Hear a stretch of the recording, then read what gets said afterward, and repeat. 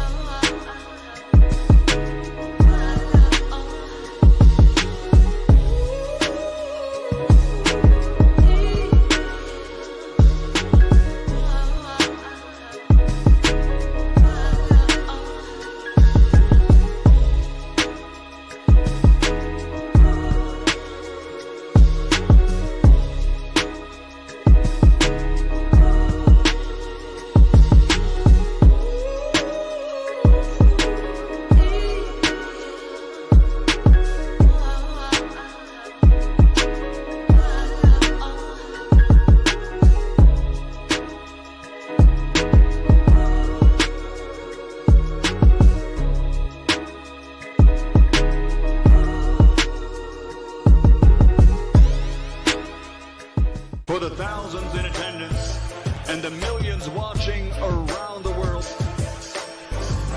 ladies and gentlemen, let's get ready to rumble!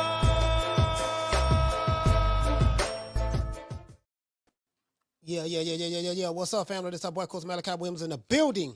We back. True Media Boxing Podcast. Salute to everybody, man. True Media Boxing Radio family. We are here.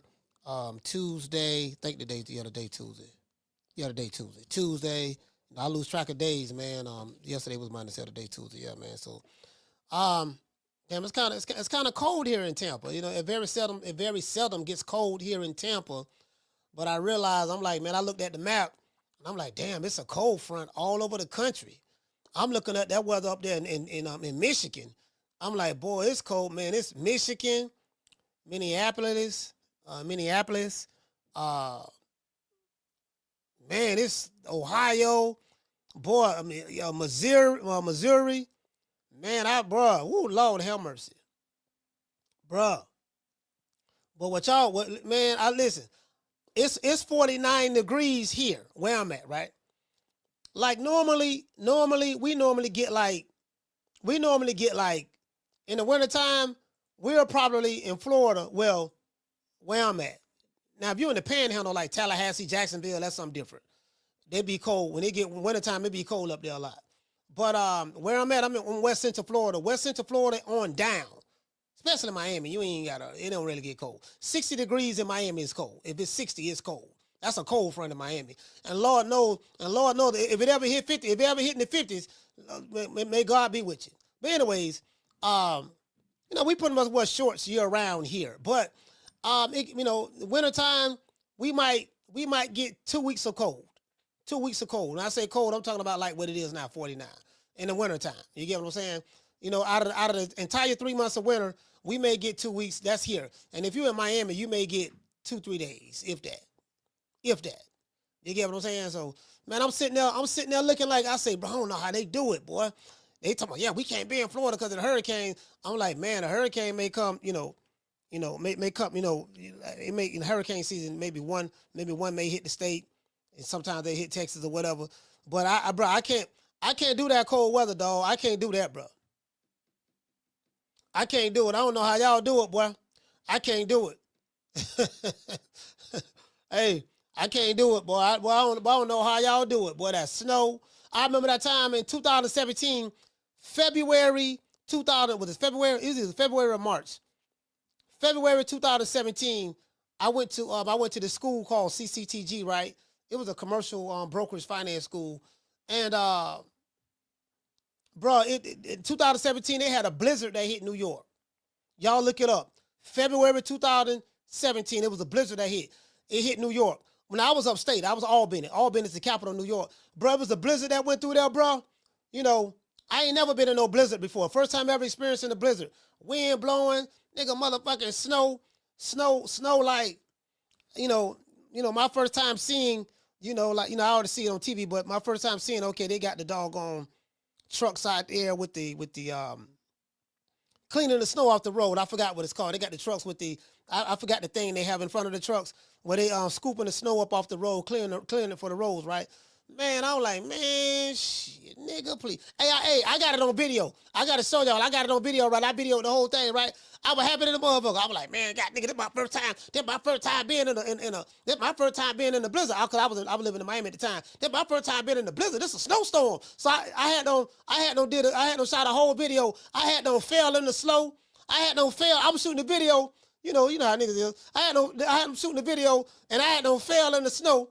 And my classmates laughing and stuff.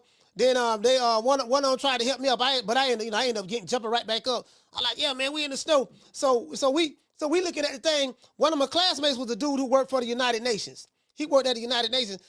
He was like, yeah, man, you know what's up? You know, yeah, we in the snow. it was a damn blizzard.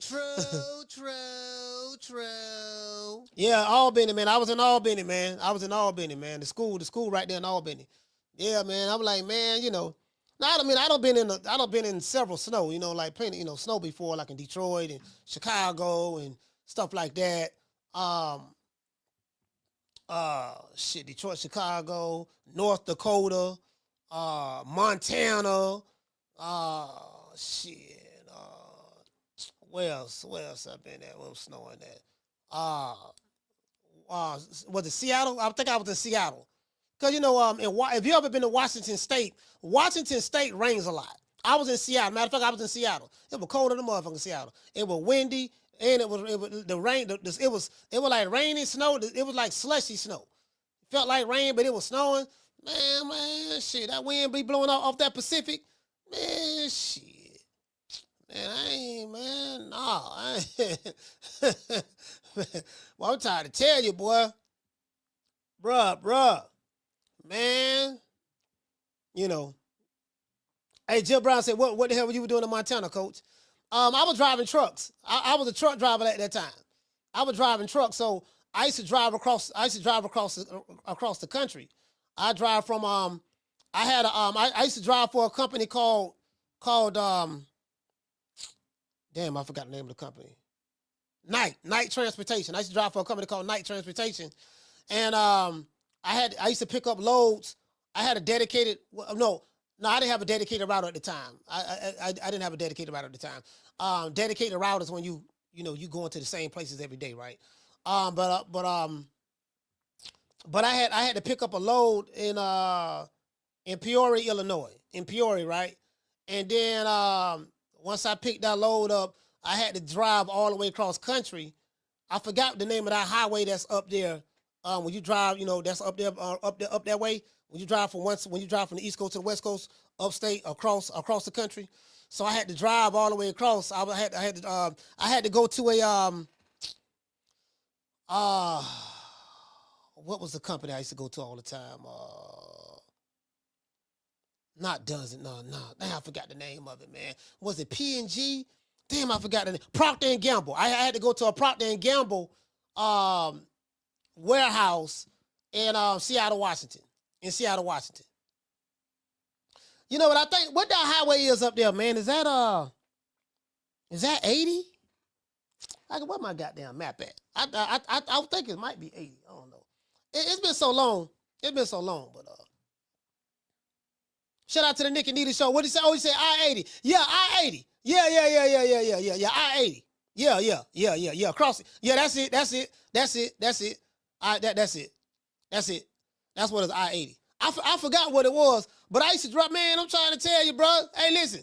That's why I got a lot of respect for truck drivers. I don't drove all over the country, fam.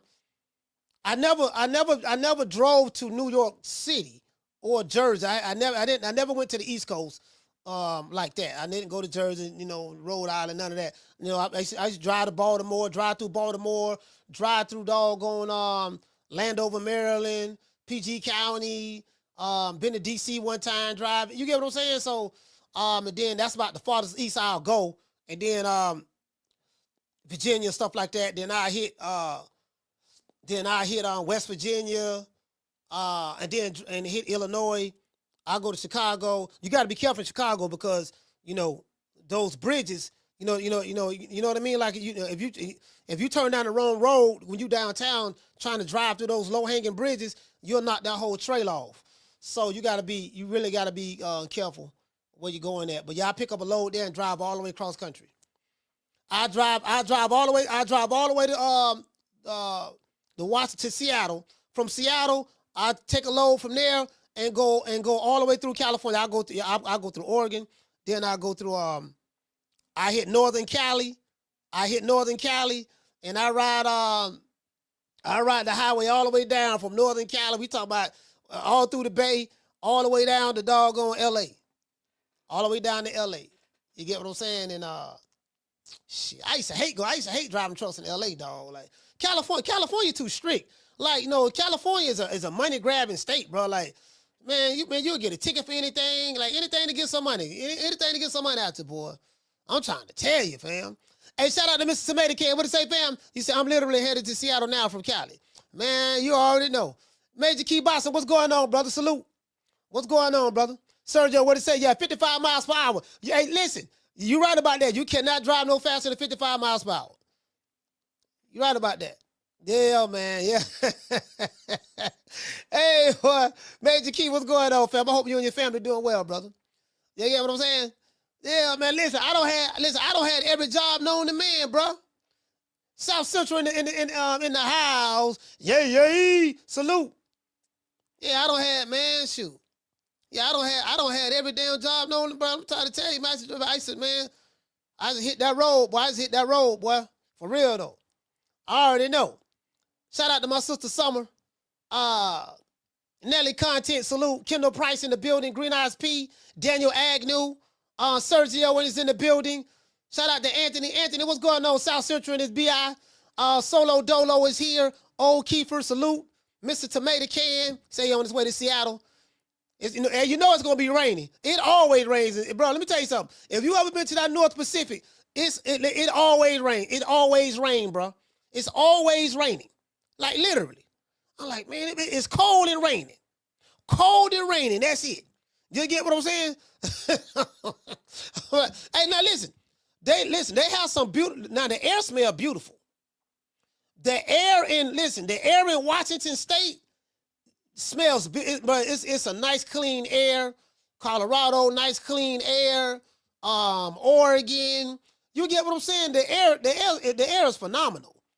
You get what I'm saying? But it rained too much, dog. I couldn't live in Seattle. It rained too much, fam. It rained too much. It rained too much, fam. You get what I'm saying? There's too much goddamn rain. Every time I turn around, it's raining. Shit, raining and it's cold. You get what I'm saying? Anyways. Hey, shout out to doggone Sean. Sean, what's up, fam? EMS says drizzling. It's drizzling right now? Man, shit. I'm trying to tell you, bro. Yeah, man. It is what it is, man. Text, what did it say? You say clean because of the mountains. Yeah, the mountains. Yeah, that mountain air good, fam. That mountain air good. That mountain air is good, bro. You get what I'm saying? So it is what it is. Shout out to Kendall Price. What's going on? Let's get into the show. Now, listen, check this out. There's a lot of stuff going on right now in Boston. Whole lot of flam. Whole lot of information wars going on. I'm gonna tell y'all something, fam. Shout out to Mika. Shout out to Mika. Salute, sis. Shout out to Green Eyes P. And shout out to Ordinary. Oh, he was talking about I-5 within Washington. Oh, okay. Salute, fam. Shout out to Ordinary. Yeah, man, so there's a lot going on, but it ain't nothing going on. Well, Jail Pattaya fights in the morning. He fights 3 o'clock in the morning. The only reason I'm not going live for that fight, because that fight is 3 o'clock in the morning. I ain't getting up 3 o'clock in the morning to watch no goddamn body. I wouldn't give a damn who it is. If you ain't Michael Jackson, coming on TV, R.I.P. to the legend, the king of pop. If you ain't Michael Jackson, I ain't going to getting up 3 o'clock in the morning to see no goddamn body. You get what I'm saying? I'm like, shit, I got to get up at 5 already. I got to wake up at 5. You know what I mean? I wake up 5 o'clock every morning. We're doing school. You know, now the kids going back to school. So, yeah, you know what I mean? It's bad enough. You get what I'm saying? No, I ain't, I'm going to have to catch the replay on that. But that's going to be a hell of a fight. That's going to be a hell of a fight right there. And that's a tough one. Because David Naika, J.O. Pattaya is fighting David Anika, right? Naika. And let me tell you something, fam. That was his sparring partner. That dude is taller than J.O. Pattaya. He has a longer arm reach. He's only 10-0, but He's 10-0. But you know what? I don't know why. I don't know why he. Wait a minute. I don't know why he only has. I know that was Jay Pataya's sparring partner. I know that was his sparring partner, and I think he turned pro like 2021, something of that sort. You know, but he can fight. He can fight. A lot of people don't know. A lot of people don't know that. A lot of people don't know who these guys is over in America. They don't pay attention to him. But that dude can fight, bro. I'm telling you, he good. And that was Jay Pataya's sparring partner, if I'm not mistaken. I could be wrong, but I think I'm right. That was his sparring partner. You know, very, very intense face-off. That was his sparring partner, man. That dude coming to rumble. You know, I'm telling you right now. He coming to rumble. It's kind of hard for me. Somebody getting knocked out. Somebody getting knocked out. You know, it's very hard for me to bet against Jay Pataya. It's hard for me to bet against him. You get what I'm saying? Because you know, he's one of my favorite fighters. The dude can crack. You know what I mean? I like the 2 fights he had with Bradis. You know, Marius Bradis. He had 2 fights with him. Beat him both times by decision. You know, and shit, Bradis only lost 3 fights. He lost his first fight to doggone Oleksandr Usyk. Oleksandr Usyk beat him in his country. Beat Bradis in his own backyard, and then he lost twice to doggone on Jay Pataya, 12 round decision. So, you know, it is what it is. But yeah, man, I ain't getting up 3 o'clock in the morning, man. I'm just being honest with you. To this day. Not 3 in the morning. It is what it is, man. It is what it is. You know, I would say Toney say it's not an easy fight. No, it's not supposed to be easy. It's not supposed to be easy. You get what I'm saying? It's not supposed to be easy. See, that's the problem. In today's society, they want everything easy. Not just the young folks, but the older folks who have been, you know, converted. Everybody wants microwave success. It's not supposed to be easy, fam. It's supposed to be hard. When you're at the top, it's supposed to be hard. Or when you climbing to get to the top, that's when it's going to be its hardest. No diddy. That's when it's going to be its hardest. Because the reason why it's difficult when you're climbing the mountain is because you're climbing the steepness of the mountain. You know, it's very rough and rugged going up the mountain. You know, you got to have on the right shoes. You got to be strong. You got to have a strong lower body, strong upper body. You got to be willing, you know, you're going to go through some turbulence. But not only that, while you're going up, you're fighting against gravity. True. The gravitational pull of failure is always pulling on you when you're trying to rise to the top, when you're trying to get to the top. You're going to deal with the gravitational pull. But if you can fight through the gravitational pull of failure, that's what makes the success so sweet. It's called universal law. What goes down, what goes up must come down. You get what I'm saying? Gravity keeps everything centered and strong. You get what I'm saying? So without gravity, everything just be levitating and floating everywhere. But the gravitational pull keeps everything intact, you know? So it is what it is, man. It's supposed to be hard, though. It's supposed to be hard. And when it's difficult, those who quit, you know, it lets you know exactly they wasn't built for it. They quit because they wasn't built for it. The earth, the universe will let you know whether you are what you say you are. Are you built? You say you this, right? Okay, cool. Anyway, let's get into the show. Now, Booger Ray Leonard, my guy. Y'all know I like Booger Ray. You know, he's the guy I like messing with all the time, but I like Booger Ray. Booger Ray Leonard said something that I've been saying for so long on this show. And I told you guys, I've been saying this for years. I said, look, man, you got to stop crowning these young dudes. Y'all crowning them too early. You know, these dudes ain't really got to work for it now. I mean, they have 1 or 2 good fights, and y'all talking about they Hall of Famers, and you don't even know the criteria. You don't even know the criteria to make the Hall of Fame. Like, if you listen to fans online, you know, especially the male groupies, anything you do, you're a Hall of Famer. He got his hair braided. He a Hall of Famer. He got a perm. He a Hall of Famer. He went a nice Gucci bag purse. He a Hall of Famer. He knocked out Mr. Snuffleupagus. He a Hall of Famer. You get what I'm saying? And that word is thrown around. It's certain words that's thrown around too much. Already a Hall of Famer, that's thrown around too much. Nigga career ain't even finished yet. How in the hell he a Hall of Famer?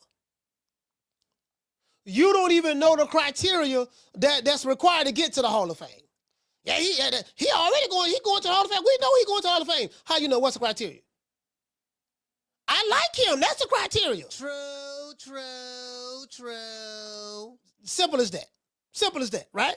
Everybody, simple as that. So we got that, right? Then we got, again, these guys, like, you put too much pressure on these young guys. Because you crowning them, you saying they Sugar Ray. You saying they Duran. Oh, this one of the four kings. Who came up with that four king shit? Do anybody know? Can anybody tell me who came up with that? What dumbass reporter in the mainstream media or YouTube channel who came up with the new four kings? Where did that come from? Anybody? I'm trying to, anybody, please, somebody educate me. Who came up with that?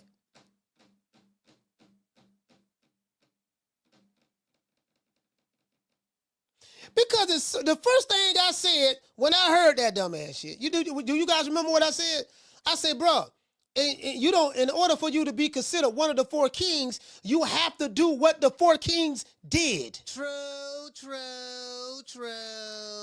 They didn't become the four kings. When I say the four kings, I'm talking about Marvin Hagler, Tommy the Hitman Hearns, Roberto Duran, Sugar Ray Leonard. They didn't become the four kings because we liked them. They became the four kings because of who they fought, the level of competition that they fought. That's what made them the four kings. And guess what all the four kings did? All of them fought each other. Sugar Ray, Hearns, Hagler, and Duran, all of them fought each other.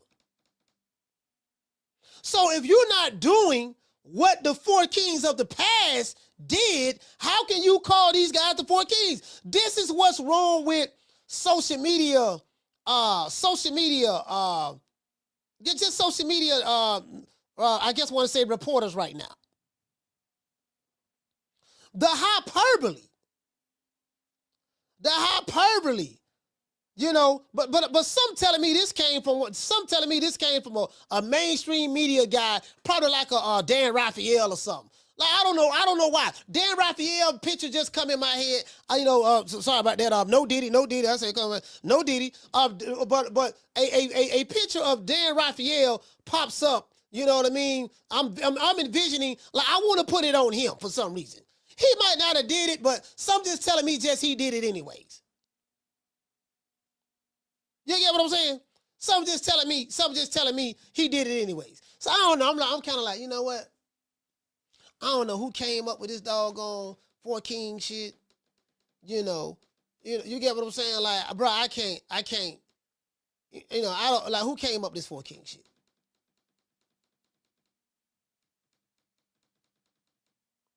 Anyways, this video, Booger Ray says that, hey, what'd you say, Cool K? You saying my boy McCallum did it? Oh, McCallum was the one did that? Listen, check this out. I don't know if he did it or not, but if he did do it, listen, it had to come from one of these mainstream media guys, bro. That came one, bro, I got to call Steve Kim. I'm going to call Steve Kim and ask Steve Kim who was the first one came up with that. I know damn well Steve Kim ain't do that. I know Steve ain't do it.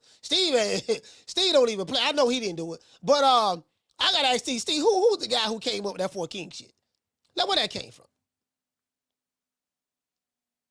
Some cool case say McCallum did it. I don't know. I'm gonna do some research on it. I'm gonna look it up. And see who came up with that. It could have been somebody said Top Rank did. Top Rank came up with that? Are you sure? Alfonso say Top Rank did it. Yeah, we got it. Matter of fact, hey, hold on. You know what I need to do? You know what I need to do? I need to Google it. Don't everybody believe in Google? Go Google that shit. Just Google it. Hold on, I need to Google it. Hold on, wait a minute now. Hold on now. Wait, you know what I mean? Nigga be talking about walking the Hall of Famers. My fighter can dance. His TikTok popping. Like the game is at an all-time low. I'm finna look this up right now. Let's see. Who came up?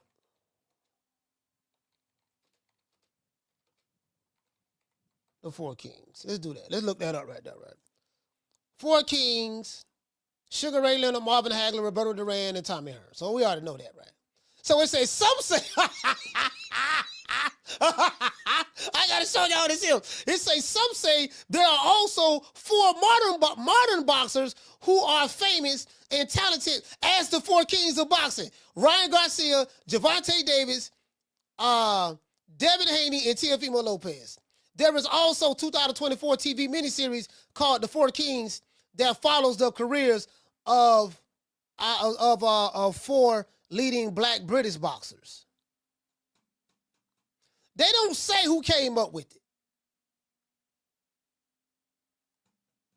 it. That was so disrespectful. That was so disrespectful. Anyways, Leonard Ellerbe speaks the truth on comparing the young fighters to the legends of the past. We're going to play the video. Leonard Ellerbe told a reporter on Fight Hype, you know, Fight Hype got a couple of meat gobblers over there. Shout out to them. I hope they get full. That boxing fans have to stop comparing these young fighters to the legends of the past. Who does that sound like? Does that sound like me, brothers and sisters? Who does that sound like? Have anybody been listening to me for a while? Have I been saying this? Haven't I been saying this like forever? But when I say it, I'm labeled a hater. You don't like Tank. I didn't even mention Tank name. You don't like Tank. You say nothing to do with one of the Four Kings. You don't like Tank. I'm like, oh man, so I had to deal with the Tankamaniacs. Then the Haney Maniacs acting like the Tankamaniacs. You get what I'm saying?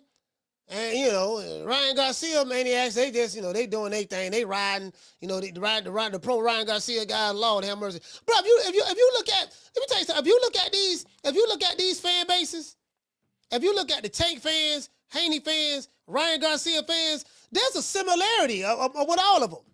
It's like, damn, I wonder do they realize that all of them are the same? They do the same shit. You know what I'm saying? Like, man, I'm like, bruh.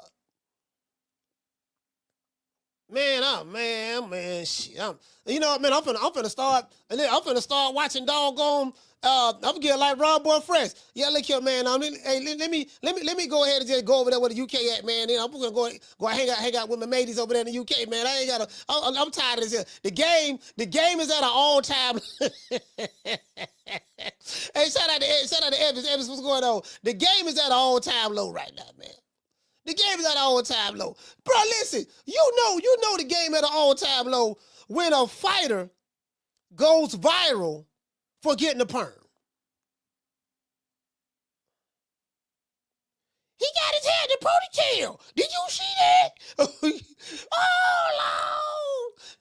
Baby, what's wrong? What's wrong with you? Oh, baby, you ain't gonna believe this. What's wrong, baby? You got a raise on your job? No, I ain't got no job. What's up? You gonna stop selling Nick Sacks? You got some real weight? No, I'm still selling Nick Sacks. What's going on? Your mama hit the lottery? No, baby, she hit the lottery. What's going on? Tank got a new perm, babe. Babe, look at Tank hair. Look at his hair. Ran off on the floor twice.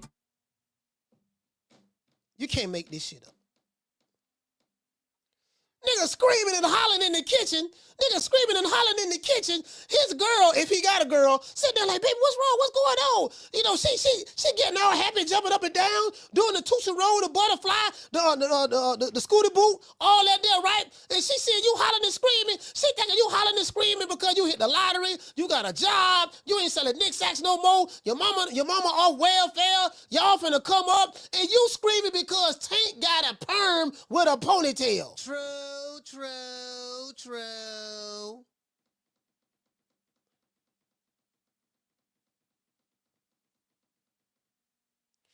And if you say something about it, you a hater,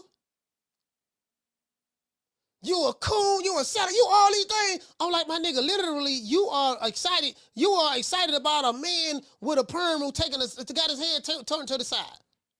Shit looks suspect as hell, bro. I'm just being real. It looks suspect as hell. I'm like, damn, we ain't tripping on the perm, but the hairstyle was like a woman. Let's be real. A woman with a ponytail, head turned to the side. Come on, man. Let's be real. That goes viral. J.O. Pataya,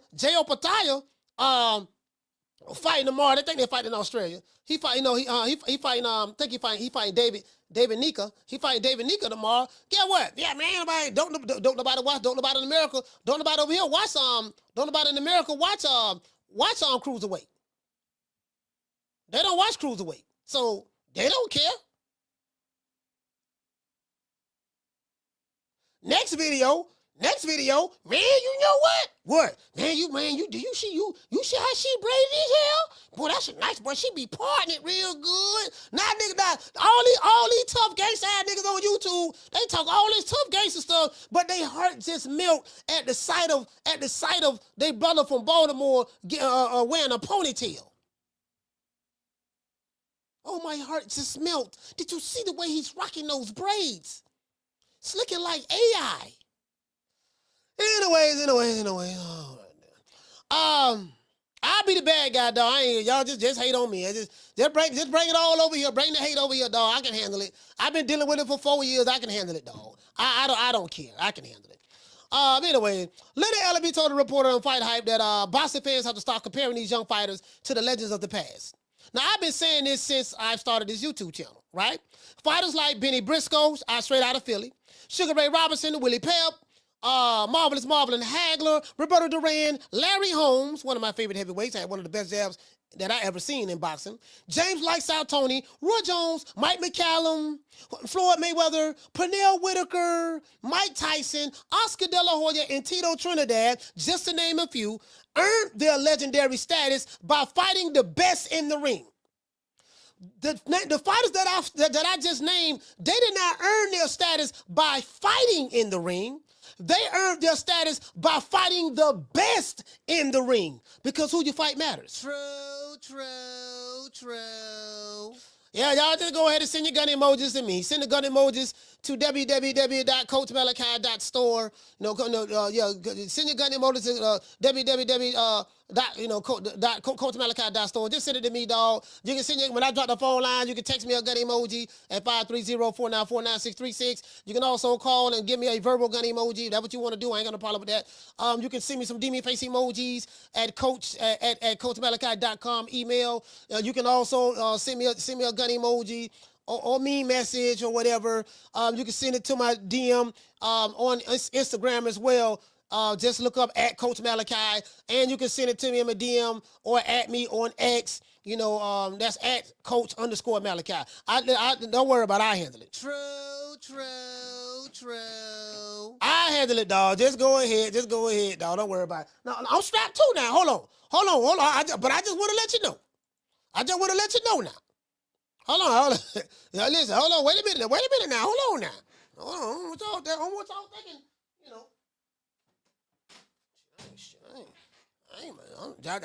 I just want to let y'all know now. Shit, and when you the first gun emoji I see, goddamn it, I'm trying to tell you. You feel me? What Spice once say? Rolling with my motherfucking strap on the side of me. Don't fuck with the East Bay G.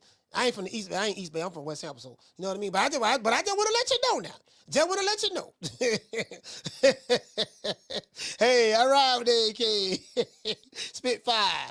Anyway, let me continue to read my opening monologue.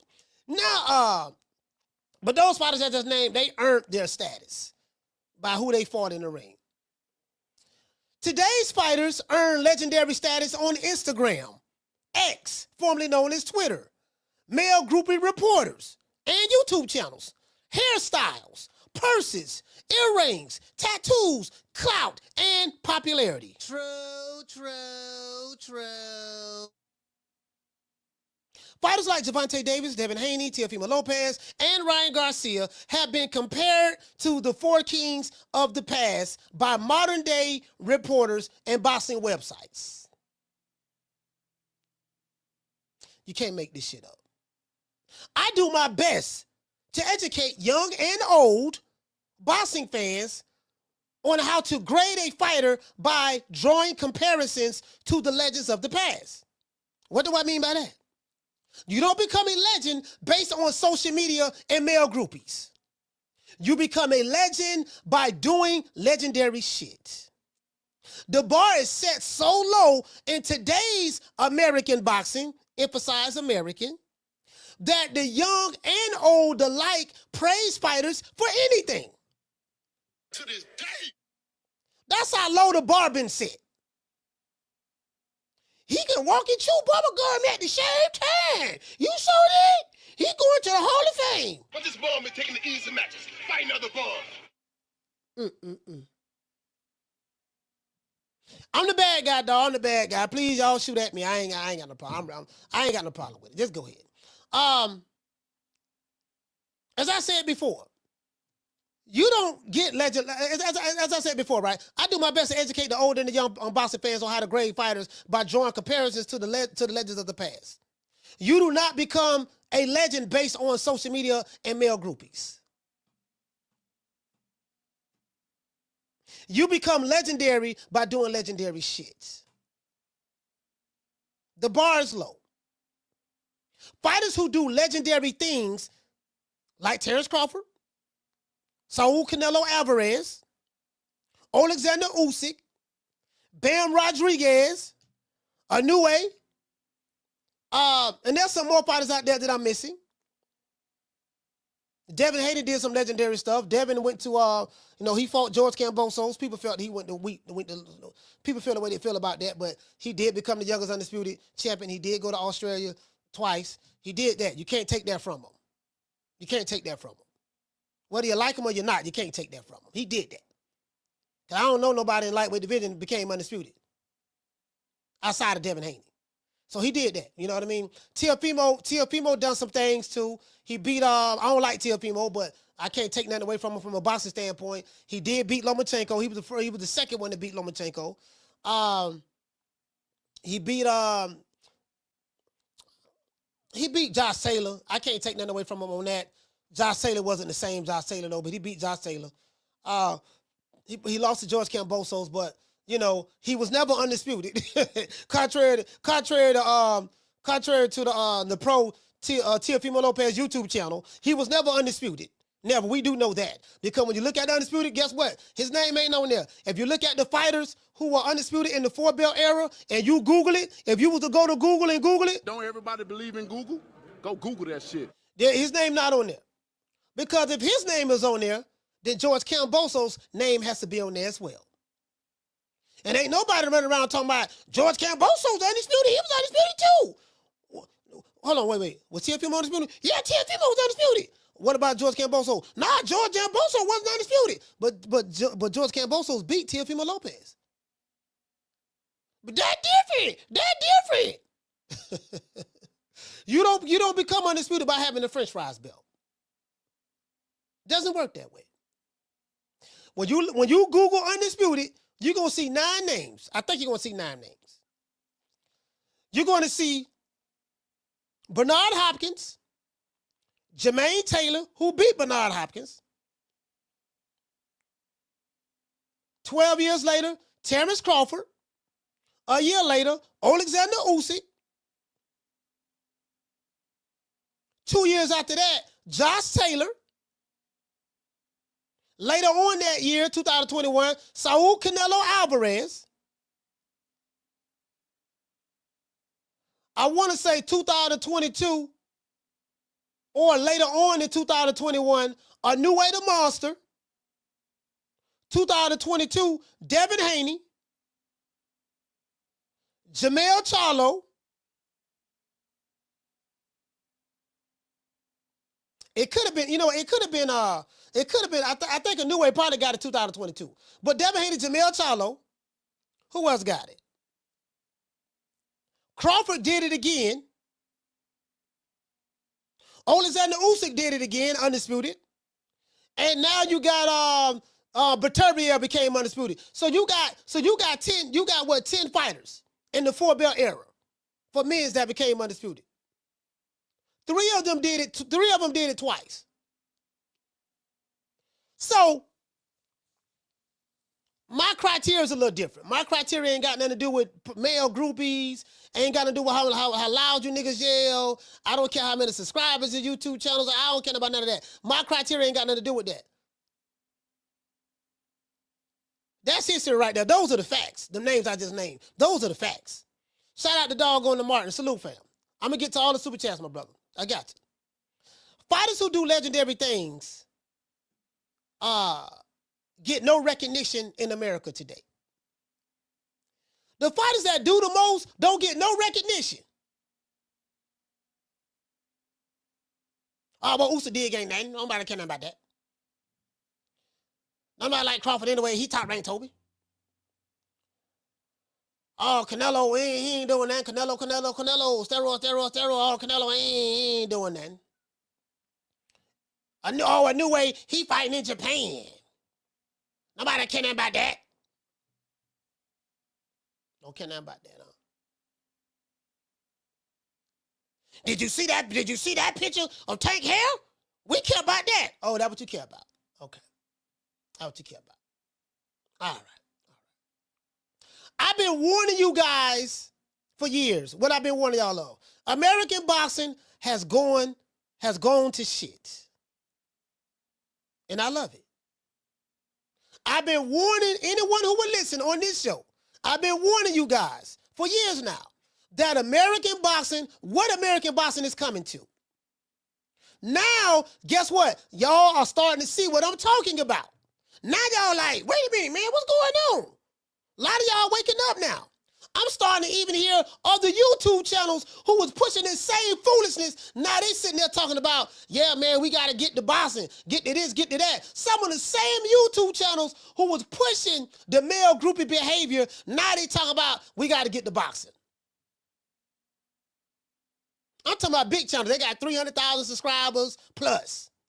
Some of them have 200,000 plus in boxing. Some of the same ones who was pushing the pro PBC banner or pro promotional company banner, all that stuff there, and being male groupies of the of their favorite fighters and defecating on other fighters at the expense of their favorite fighters. And some of those same guys now they like, oh yeah, man, we got to get to boxing, man. You see, it's about boxing and what this got to do with boxing. I'm like, oh, okay. Ran off on the floor twice. I say what I say, and I deliver it. It's cool when they do it. It's a problem when I do it. I'm the one that came with the commandments. We did that over here in 2021. We made the commandments. I'm the one that came with the boxing criteria. I still got one right now. Now the other dude's trying to fall in line. Shout out to T. Diddy. We did it first, and we motivate even the greats. This is different. We did it first. It's gonna piss some people off. I ain't got no problem with that. We ain't friends anyway, so ain't no problem with that. Piss them off, I don't give a damn. I stand on what I say. You feel me? But I told you guys, I've been warning you guys for a minute now what American boxing is coming to. Now the fans are starting to see it. Let's keep talking about purses, boxing dads, hairstyles, veneers, tattoos, and clout. Let's keep talking about that. This seems to be what the people want to hear more about in today's American boxing. That's where we at. When American boxing gets back to how it's supposed to be, I'll be here. Until then, let's continue to talk about the bullshit. Do you guys agree with Leonard Ellerbe? Is he right about boxing fans needing to stop comparing the young American fighters through the legends of the past. Let's talk about it. You can also get your merchandise, t-shirts and hoodies. Drop the Addy, t-shirts and hoodies, and Whole Problems t-shirts and hoodies at CoachMalachi.store. Become a member of the True Media Boxing Podcast by clicking the join button. Become a member. Also, sponsor the show, $50 or more, via Cash App, $ True Media Today USA. Or you can do it Zelle as well. The email is at the bottom. Right here, the email is right there for Zelle. And let's give everybody a round of applause.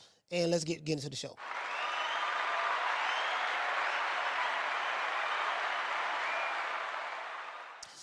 Shout out to G5 from the Bronx. Hey, okay. Dropping that $2 Cash App on your boy and for being a member. What it say, fam? You say, unless we're in a time portal, ain't no 4 kings. ain't no 4 kings. You get what I'm saying? And guess what? Listen, hey, G5, it don't take no much to be a king today. You got a Gucci purse? Check. Veneers? Check. Hair braided? Check. Swag? Check. Demise? Check. Bentleys? Check. Trying to dress like Tate? Check. Drop the Addy? Check. I got shooters? Check. You been there, come to the fight? Check. Say it again. Check. So it don't take much. It don't take much in today's time. It don't take much. You get what I'm saying? They looking at me like I got 9 heads, though. I'm the bad guy. Anyway, salute to you, fam. Shout out to the Martin. Hey, okay. Dropping that quarter of a bam, dub on your boy. Hey, Leroy. Super chat received. Playtime's over, boy. Yeah, what to say, Martin? Martin say, hold on, let me see what's up. What that say? Martin say, he say the real kings, Hagler undisputed 160, 80 to 87. Hearns first ever 5 division champ, yep. Leonard, 5 division champ, 3 division lineal champ. Duran, 135 pounds, undisputed, 4 division champ. See, that's that old stuff. See, you know what it is? See, Martin, you know what your problem is, fam? See, you bringing up all that old stuff. All that, we ain't got to do all that no more, fam. You doing all that old stuff, fam. Nobody don't care about none of that. All that old stuff you talking about. We ain't on that. We ain't on that. Like, I don't care how good Sugar Ray Leonard fought. He ain't had no purse like my favorite fighter had a purse. Did he have a purse like my fighter? You get what I'm saying? We have a new sponsor. Shout out to my brother James Kelly. Hey, okay. Dropping that half for bam, hundo on your boy. Hey, Leroy. Super chat received. Playtime's over, boy. Hey, what to say, Mr. Kelly? He say, Coach, I concur with everything you stated. You don't become you don't become legend just for fighting in the ring. You become, you say, but for fighting the best in the ring. The older fighters you mentioned earlier were legendary by far. And then guess what, James? They was legendary based on what they did in the ring and who they did it to. The bar is set so low in today's time. My fighter ain't got to fight the other king. What you mean? Yeah, my fighter one of the 4 kings, but he ain't got to fight the other king for what? He just want a payday. Oh, payday. He want payday. And I'm like, dude, that payday shit, that's duck language. Everybody who you fight will gonna get paid. So that's some BS. Oh, so this dude want payday, but the other hog head cheese sandwich you picked didn't want a payday? Edgar Malenko wanted a payday, right? Why you ain't say payday? You want payday? Why you ain't say that to him? So it's like, bro, you get what I'm saying, fam? It is what it is. Hey, man, shout out to James Kelly as well. Hey, okay. For becoming a member of the show. Let's get a Cash App as a round of applause in our new member, Mr. James Kelly.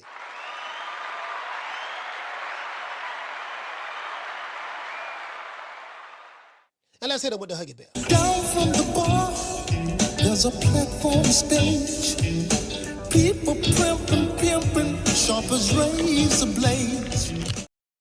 Today's show is sponsored by Mr. James T. Kelly. I don't think his middle name T, but it just sounds good. James T. Kelly. Today's show is sponsored by James T. Kelly. All right. Anyway, let's go. So now you get what I'm saying, fam. So let's hear what Booger Ray Leonard has to say. But before we do, we got to say all praises due to the Most High, the Most Exalted, the greatest human being on the planet Earth. And I say that sarcastically, Mr. Alan Heyman. Well, you know, I guess I gotta be like everybody else and sing Al Heyman. I can quit my job now, baby. 6 figures, baby. You feel me? I'm about to But a name. Do you have a name? Oh, nah, I ain't got no name, you know. Name them names, man. They know who they is. Name them names, please. The names need to be named. They know who they is. The Mexican monster. Well, no, Al Heyman ain't Albert, right? I think his name Albert Heyman. Is it Alan Heyman or Albert Heyman? I think it's Albert. Albert. Is it Albert or Al? Be sure, or it's either Alan or Albert. Some telling me it's Albert though. And Mr. Albert Heyman. We'll just say that there. You get what I'm saying? Let's say a special prayer for American boxing. And I want you to hold on to God's unchanging hand, because he helped Joshua fight the battle of Jericho. Yes. He helped Daniel get out the lion's den. He helped Gilligan get off the island. Lord.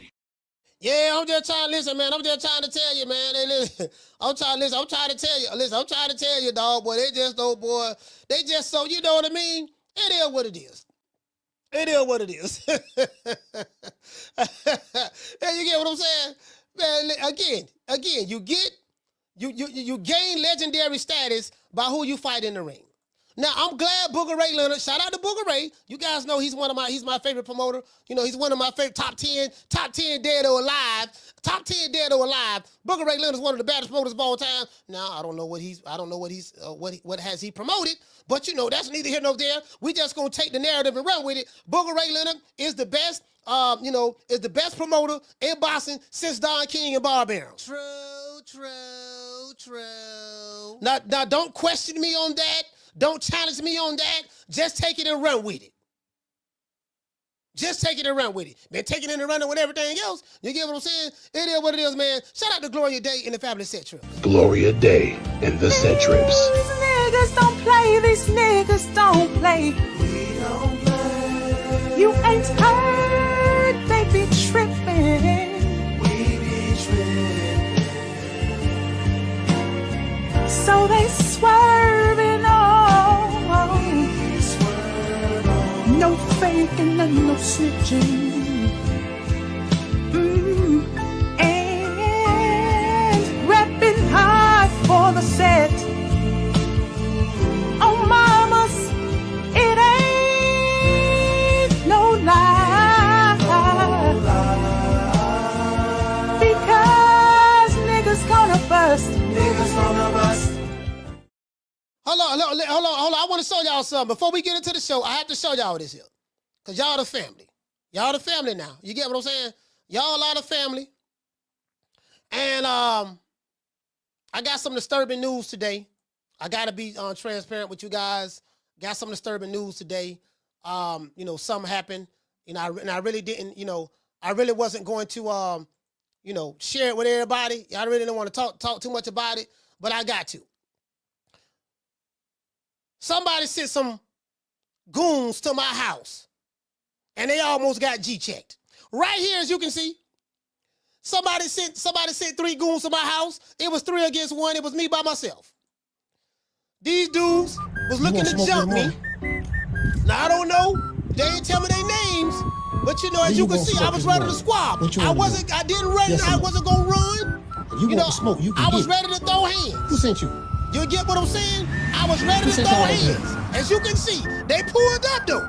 They pulled up now. They did that. They pulled up. We talked it out. I can whoop 3. I can whoop 3. You get what I'm saying? I don't know which one of you clowns sent these goons to my house, but I tell you what though, they almost got the business. I'm telling you right now. You see what I'm saying? It is what it is. They came 3 deep because they knew what time it was. They knew what time it was. You get what I'm saying? I'm thinking about signing them the Knicks Act promotion. But that's neither here nor there. Get from over here, man. First time somebody came to my house since I've been on YouTube, and they almost got the business. You feel me? You get what I'm saying? I don't know what they were thinking about. I really don't know what they were thinking about, but I'm just telling you right now. You get what I'm saying? It ain't sweet over here. I'm from West Tampa.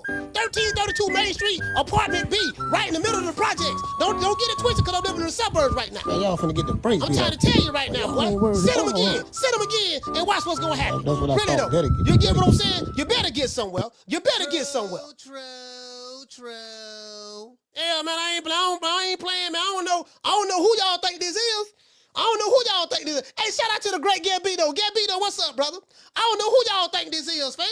Pulling up at my crib like it's sweet. Then you gonna send 3. Now, I will say this here. Whoever sent them, at least you sent 3.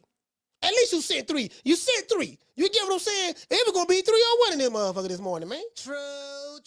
Yeah, it was gonna be 301, man. Yeah, it was gonna be 301. Legendary status. In Shango shape. You get what I'm saying? I got the strength of Ogun. You feel me? This is gonna, guess what? This here was gonna be for the hood. You can believe that. This is gonna be for the hood. I don't know what they think about. Nigga, I'm talking face on the brochure. Boy. Lights out. Hear me? Clap on, clap off. Okay. You got me fucked up, cuz. It's sweet. Hey, shout out to the goddess. Hey, goddess. They thought it was sweet. Shout out to my dog Booker. Make it last. Make it last forever. Don't let I love me.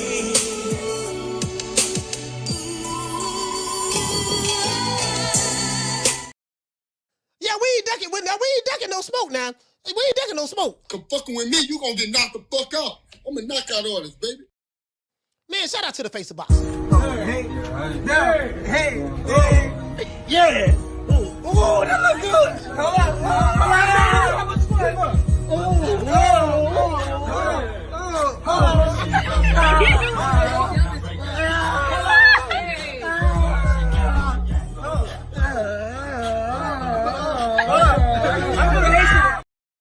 Yeah, man, you know what it is, man. I just want to give y'all some good financial advice. If there's some people out there looking for some financial advice, I got something for you. Shout out to Money Mayweather. How in 36 months, of course, with one of my new investments, I would be making $300 million a month. But what investment is that? Just in real estate. I agree. Got you. And I'm heavy in real estate. I'm real heavy in real estate. Even though, you know, I got my own liquid, and if that means cash for those. I break it down in layman's terms. Even though I got a lot of cash. OPM. Okay. OPM. You don't always have to use your money. That's why it's very important for y'all to make sure y'all keep y'all credit right. Talk to us about very important. Talk to him, Floyd. True. Hey, stop messing around trying to send these fools over here. Trying to send these fools over here to me, man. I don't know what they think about, man. Shoot program, nigga. Y'all know what time of TI is. But before we get into the show, you know we got to give a shout out to my main man, Young Dolph. It is what it is. Oh, yeah. It ain't over, motherfuckers. Came outside today, water on water, water. However you wanna play, choppers on choppers. I live at the bank, commas on commas, yeah. Paper route, Frank, hundreds on hundreds, yeah. What's that round my neck? Baggers on baggers, yeah. Just fucked up a check, fashion on fashion, yeah. Mansion party, nothing but bitches on bitches. Bad, smoking smartish, why they shaking ass and titties? Shake it. Yellow, rose, white, gold. I got on 3 tones, chocolate bit, super thick, in a.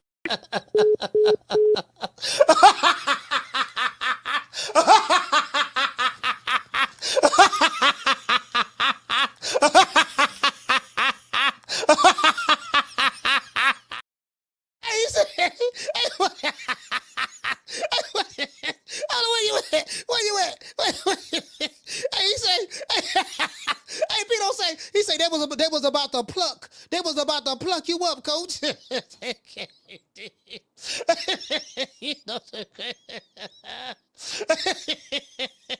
you know what?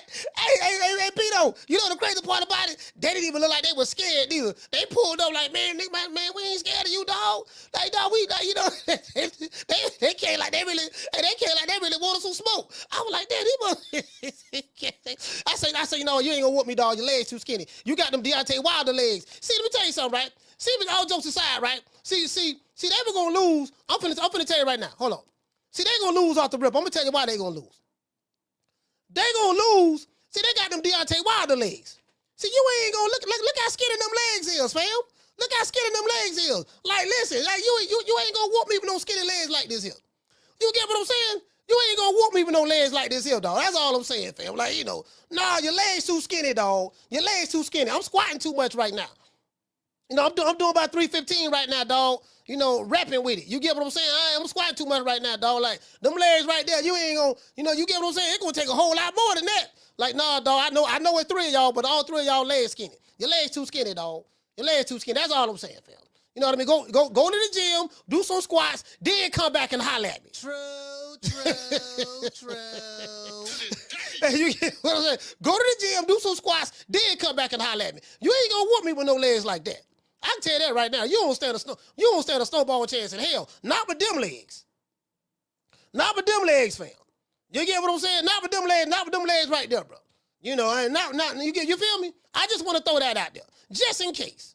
Just in case it's somebody with some skinny legs that's hollering about doing something. Just look here, dog. Go listen, get your squat game up. Get your squat game up now. Listen, gotta get squat game up, dog. Talking about squats, leg lunges, leg extensions, leg curls, duck walks. You know what I mean? Calf raises, sprints. You gotta get all that together, dog. You gotta get that together, dog. Them skinny ass legs. You ain't whooping nobody with them skinny ass legs. Anyways. Let's get into the show. Now, let me show y'all Booger Ray.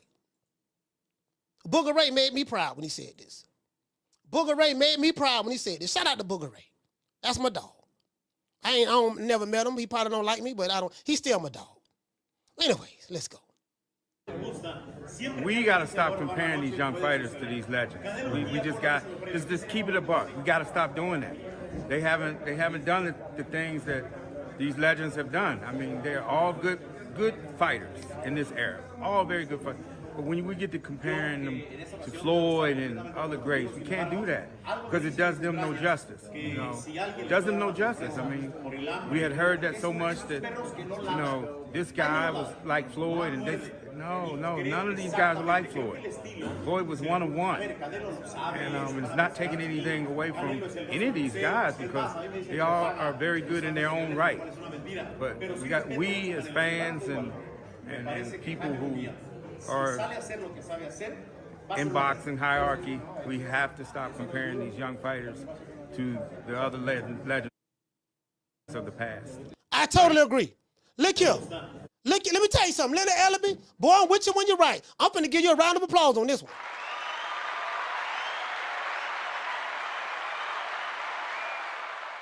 Hey, look here, man. Hey, look here. Yeah, listen. Hey, listen. Shout out to James Kelly. Hey, okay. For dropping that. Bam, dub on your boy. Hey, Leroy. Super chat received. Playtime's over, boy. Oh, it's a bunch of them. What you say, James? You said you're absolutely right. Don't forget about Salvador Sanchez, my favorite Mexican fighter, Salvador Sanchez. I love Salvador Sanchez. I ain't gonna lie.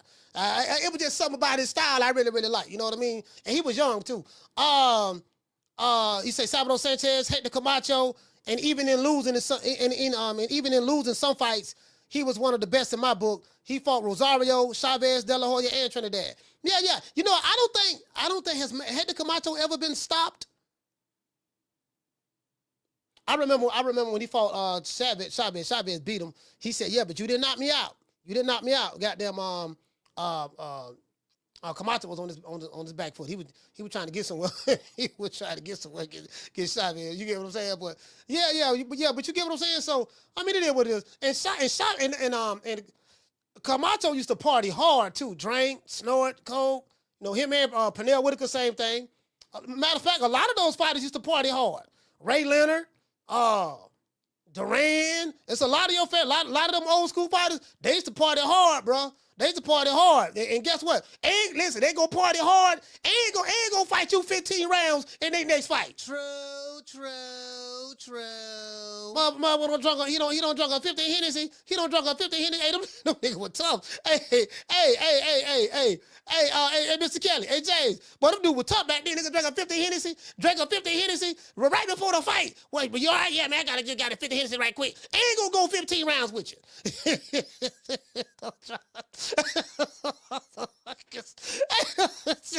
Hey, bro. Hey, I'm trying to tell you, boy. Hey, them dudes were tough, bro.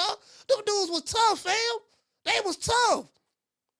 Bro, like, man, you know, I'm saying, like, you know, I'm not saying every last one of them was tough, but I'm saying the top guys, them was some tough dudes, bro. Shout out to James Kelly. Hey, okay. For dropping that quarter of a bam dub on your boy. Hey, Leroy. Super chat received. Okay. Playtime's over, boy. Hey, good looking out for that, Mr. Kelly. What did you say? You say Camacho was never stopped. I wasn't sure. I was like, I don't think he's ever gotten stopped before. But thank you for correcting that. Thank you for clarifying that. Down from the bar, there's a platform stage. People pimping, sharp as razor blades. Yeah, man, you get what I'm saying? And I'm like, bro, like you like, man, them dudes fought each other, bro. They fought each other.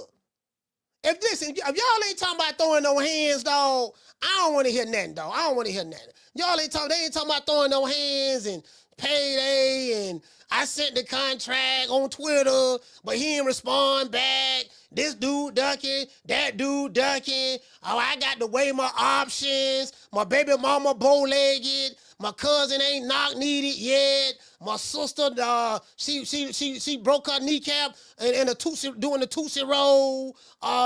Your uncle got to know how to do the Cabbage Patch. Your grandma got to know how to do the mashed potato. You know, all this crazy stuff. You know, I'm more popping. I remember Teofimo told Devaney, I got more followers than you on Instagram or Twitter or something like that. I got more followers than you. You get what I'm saying? I'm like, what the hell I got to do with the price of tea in China?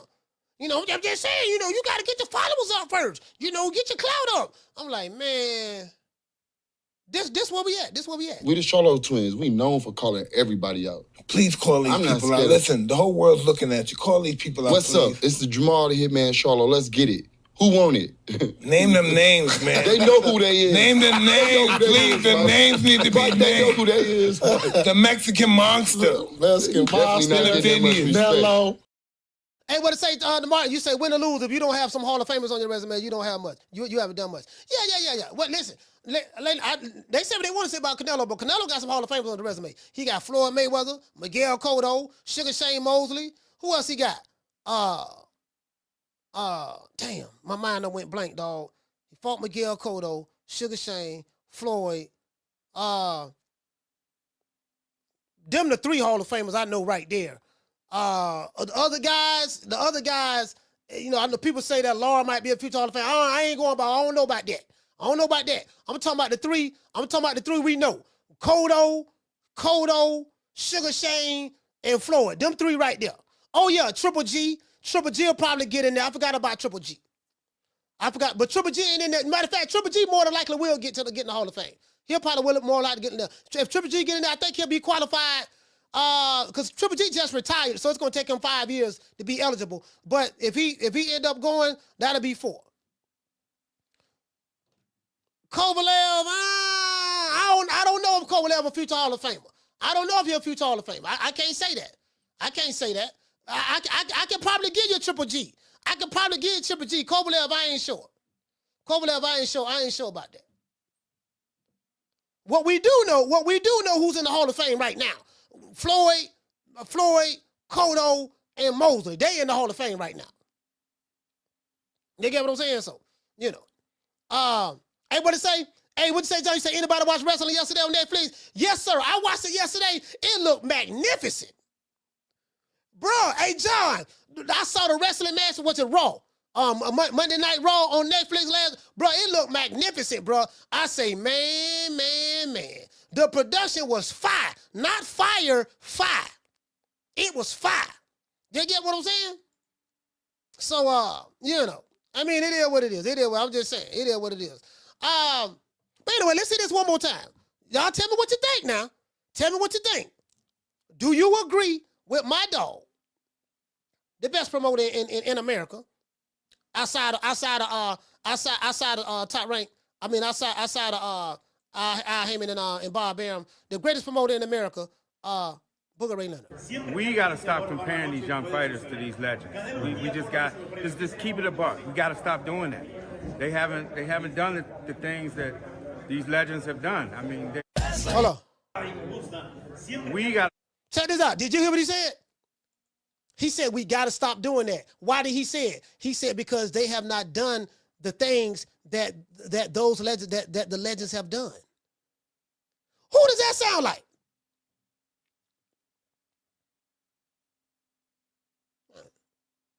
I'm trying to. Who does that sound like? I've been on YouTube 4 years. Hey, y'all been listening to me. Whoever been listening to me for that long, I've been saying this for years. When I say it, it's a problem. Let's go. Comparing these young fighters to these legends. We just got just keep it a buck. We got to stop doing that. They haven't done the things that these legends have done. I mean, they're all good fighters in this era. All very good fighters. But when we get to comparing them to Floyd and other greats, we can't do that because it does them. Which fighter they was comparing to Floyd? Matter of fact, hold on. Wasn't it Floyd Mayweather Sr.? I'm not sure. But wasn't it Floyd Mayweather Sr. that put out that Devin Haney was the next Floyd Mayweather? I could be wrong now. I don't want to hold that. I don't want to hold Floyd Mayweather Sr. I don't want to hold that against him because Floyd Mayweather Sr. he loses his memory and stuff. You know, he ain't the same. You know, he come and go. But who that was that name? Now, Booger Ray just said we got to stop comparing these fighters to the legends. We put too much pressure on them. Y'all say he the next Floyd. Who was the one that did that?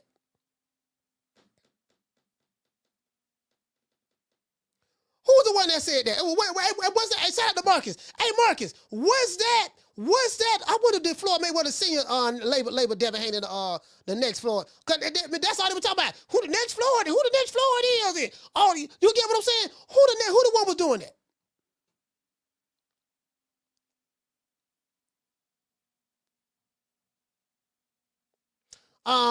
Tay said he said it years ago.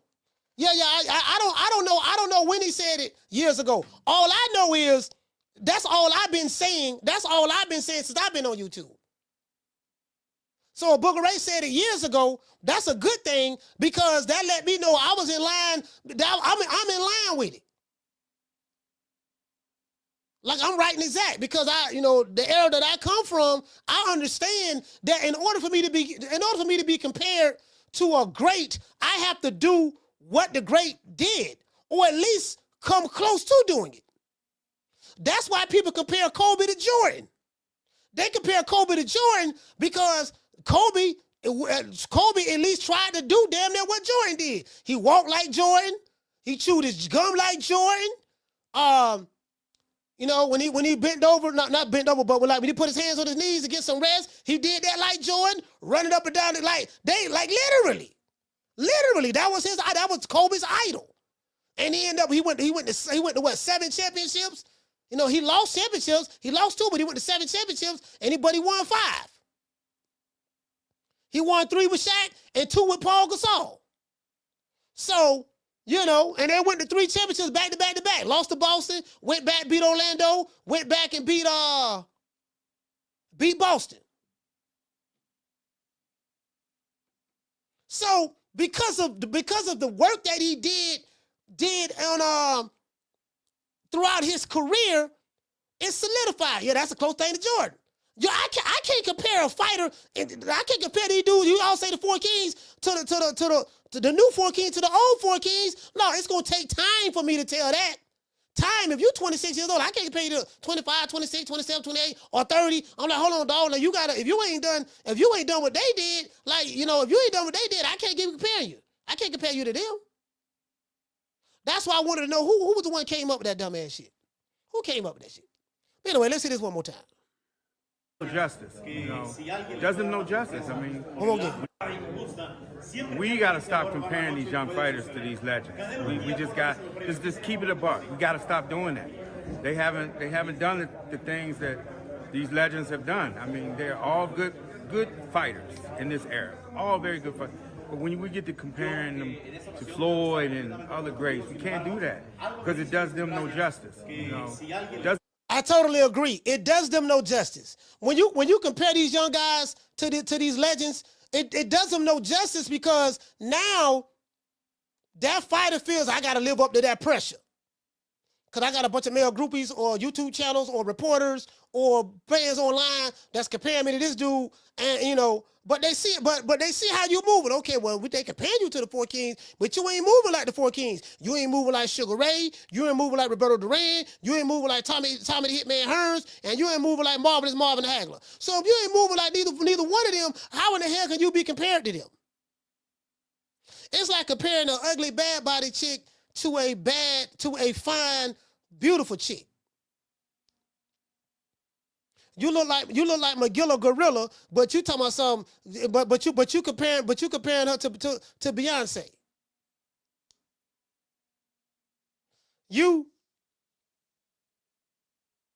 All the women love Denzel. Denzel's 70 years old now, but in his prime, you know, all the women love Denzel Washington. They loved him. But you taking a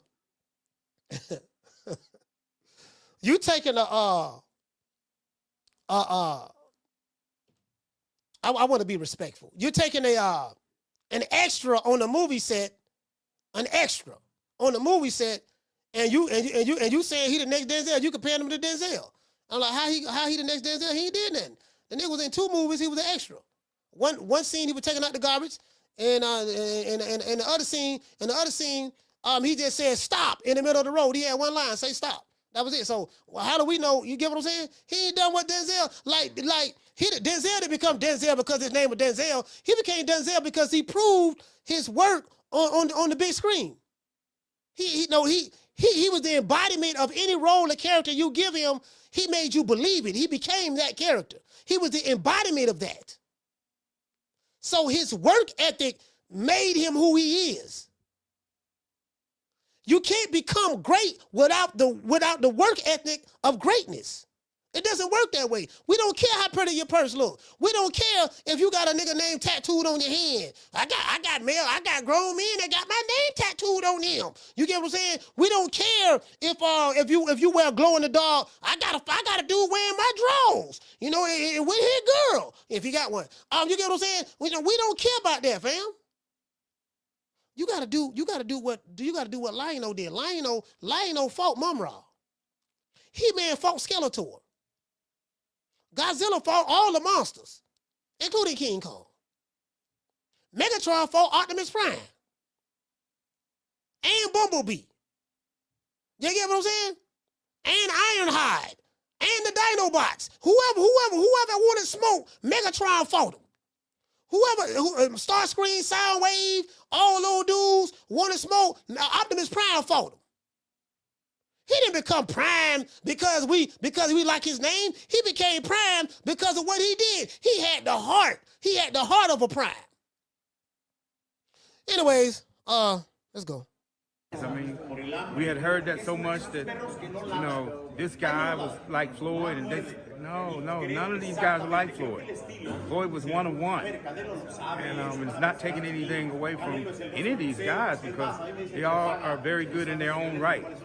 But we as fans and people who are in boxing hierarchy, we have to stop comparing these young fighters to the other legends of the past. I totally agree. Let's give Booker Ray a round of applause.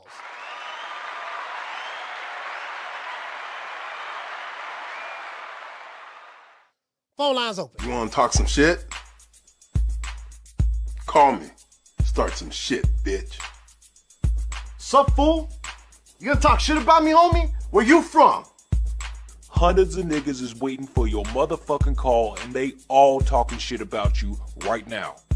Call the coach at 530-494-9636. We waiting on your bitch ass. Yeah, man. Phone lines open, man. 530-494-9636. I probably need to turn this ceiling fan up a little higher. Shit, it don't got hot in here now since I drunk that tea. Yeah, man. You get what I'm saying? So, man, I totally agree, man. I think, to be honest with you, fam, I think that, I think that male groupism, since that is where we at today, I don't think that's going to change anytime soon. This is a phase we're going through right now. It's going to get back to where it's supposed to be at, though. I'm very confident because I'm even seeing like the pro promote. Remember, I was the one that was banging against that. I was like, man, look here, dog. You niggas don't became pro promotional companies. Y'all everything but pro boxing. You pro promotional companies. You pro certain fighters. You don't know nothing about the other divisions. It's these dudes became male groupies. They arguing about a fighter for 12, 13, 14 hours. No, you ain't got no job. A nigga got a job, ain't got time to be doing all that. Online, it's became personality worshipers. You worship the personality of an individual, that's where it's at. That's where it's come to. But I'm optimistic that it's going to get back. Carla, hold on. I'm optimistic that it's going to get back to that. I'm going to tell you why. Because even the channels who was pushing that propaganda, the pro-PBC channels who are not pro-PBC anymore, the pro-PBC YouTube groups who are not pro-PBC anymore, the male, because we've been seeing a lot of male groupie videos and stuff coming out, not male groupie, but I'm just saying stuff that's dealing with more on the realm of TMZ type stuff. I put some stuff out like that as well because I say, because I'm trying to prove a point. I say, look, I see the TMZ shit getting more numbers than the real shit. So that tells me that's what the people want to hear. They want to hear the TMZ shit. Whether they want to hear it because they like it or they want to hear it because they're complaining about it. So, like me, I'm always doing social experiments on my channel. I'm like, yep, this is where it's at. So I know what I'm talking about. And I read the chats. I'm like, yep, this is what it is. Caller, what's your name? Where you calling from? Martin from Oakland. Martin, talk to me. Yeah, Coach. The only fighter that I've heard ever try to compare himself to Floyd is Shakur. And the funny thing about that shit is the greatest Floyd Mayweather ever was Floyd at 135, was Pretty Boy. Pretty Boy, yep. He was 130 and 135. Can't forget about 130. If he had a video game, it would be the video game version of Floyd right there. It's funny because Pretty Boy was Tank and Shakur all in one. Tell me I'm wrong, Coach. Well, not from a stylistic standpoint, but Tank. But I'm saying from a dominant standpoint where pick your poison. You want me to take you to school or you want me to knock your ass out? Because 135. It's up to me what I do, not up to you. 135. Floyd Mayweather was very, he was very quick. He got cat-like reflexes, very quick, had them twitch muscles. He can break down big fighters. He can fight you in the pocket. He loved to fight mid-range. Had a great left hook. Great footwork, hand-eye coordination. He knew how to great feints. Because he was so fast. When people talk about Floyd, like these guys who argue about Floyd online, they don't talk about Pretty Boy. They know nothing about 130. They know nothing about super featherweight Floyd. They know nothing about lightweight Floyd. They only talk about Money Mayweather. It's crazy. Yep. To me, he was the bullshit ass new quote unquote four kings all rolled into one. He did it all. And he made it look easy. And then that's what made it so hard to be a fan of Money Mayweather because I know what you can do. Yeah. You on cruise control. You're playing with these people because you can. Yeah, Money Mayweather. You know what I'm saying? He still had that dog in him if he needed to, pull it out, but wouldn't necessarily no did he. But yeah, that's all I got, Coach. All right, salute, fam.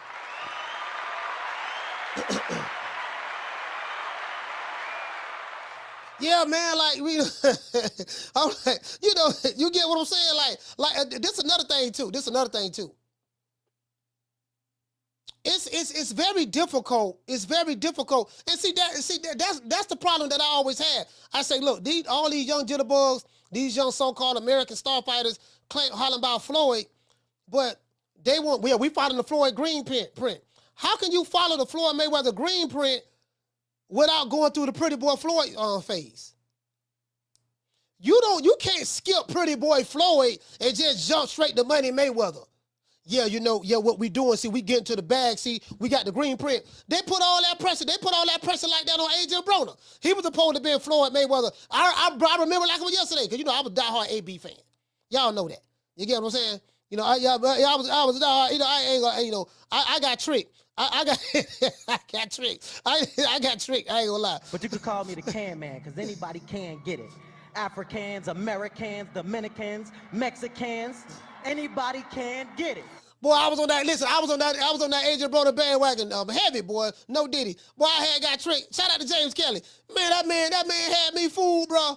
That man had me fooled, bro. Like, man, you couldn't tell me that. Nigga, A-B, about billions. You know, yeah, me and Big Bro Floyd. Listen, Adrien Broner started talking like Floyd and everything. Y'all go back to 2012, 2013. Floyd Mayweather and Adrien Broner was inseparable. When you saw one, you saw the other. You know, yeah, this my big bro. Yeah, this babe bro right here. Dang, babe bro. Floyd used to call Adrien Broner baby bro. Instead of saying baby bro, he say baby bro. Yeah, dang, baby bro. They trying to get you to fight me, baby bro. They trying to get you to move up to 147 to fight me. You know what I mean, baby bro? Slow down, baby bro. Go take care of that down there, what you need to take care of. I'm going to take care of everything I got to take care of up here because I'm getting to the bag. You diggity dig. That's what Floyd said, right? I was like, man. True. What them niggas had me. Niggas had me, dog. Bro, I'm talking about, hey, bro, his daddy brushing his hair in the ring. Hey, you remember the time? Hey, shout out to Bruce Gas. You remember the time when Adrien Broner knelt down on one knee? And it looked like he was finna propose to his girl, and he got down on one knee. He said, I forgot the girl's name. He said, Amanda, he got on one knee. He said, shh, everybody be quiet. I got something important to say. Then he got on one knee, and he grabbed the girl's hand. He said, Amanda, you know, will you brush my hair? True.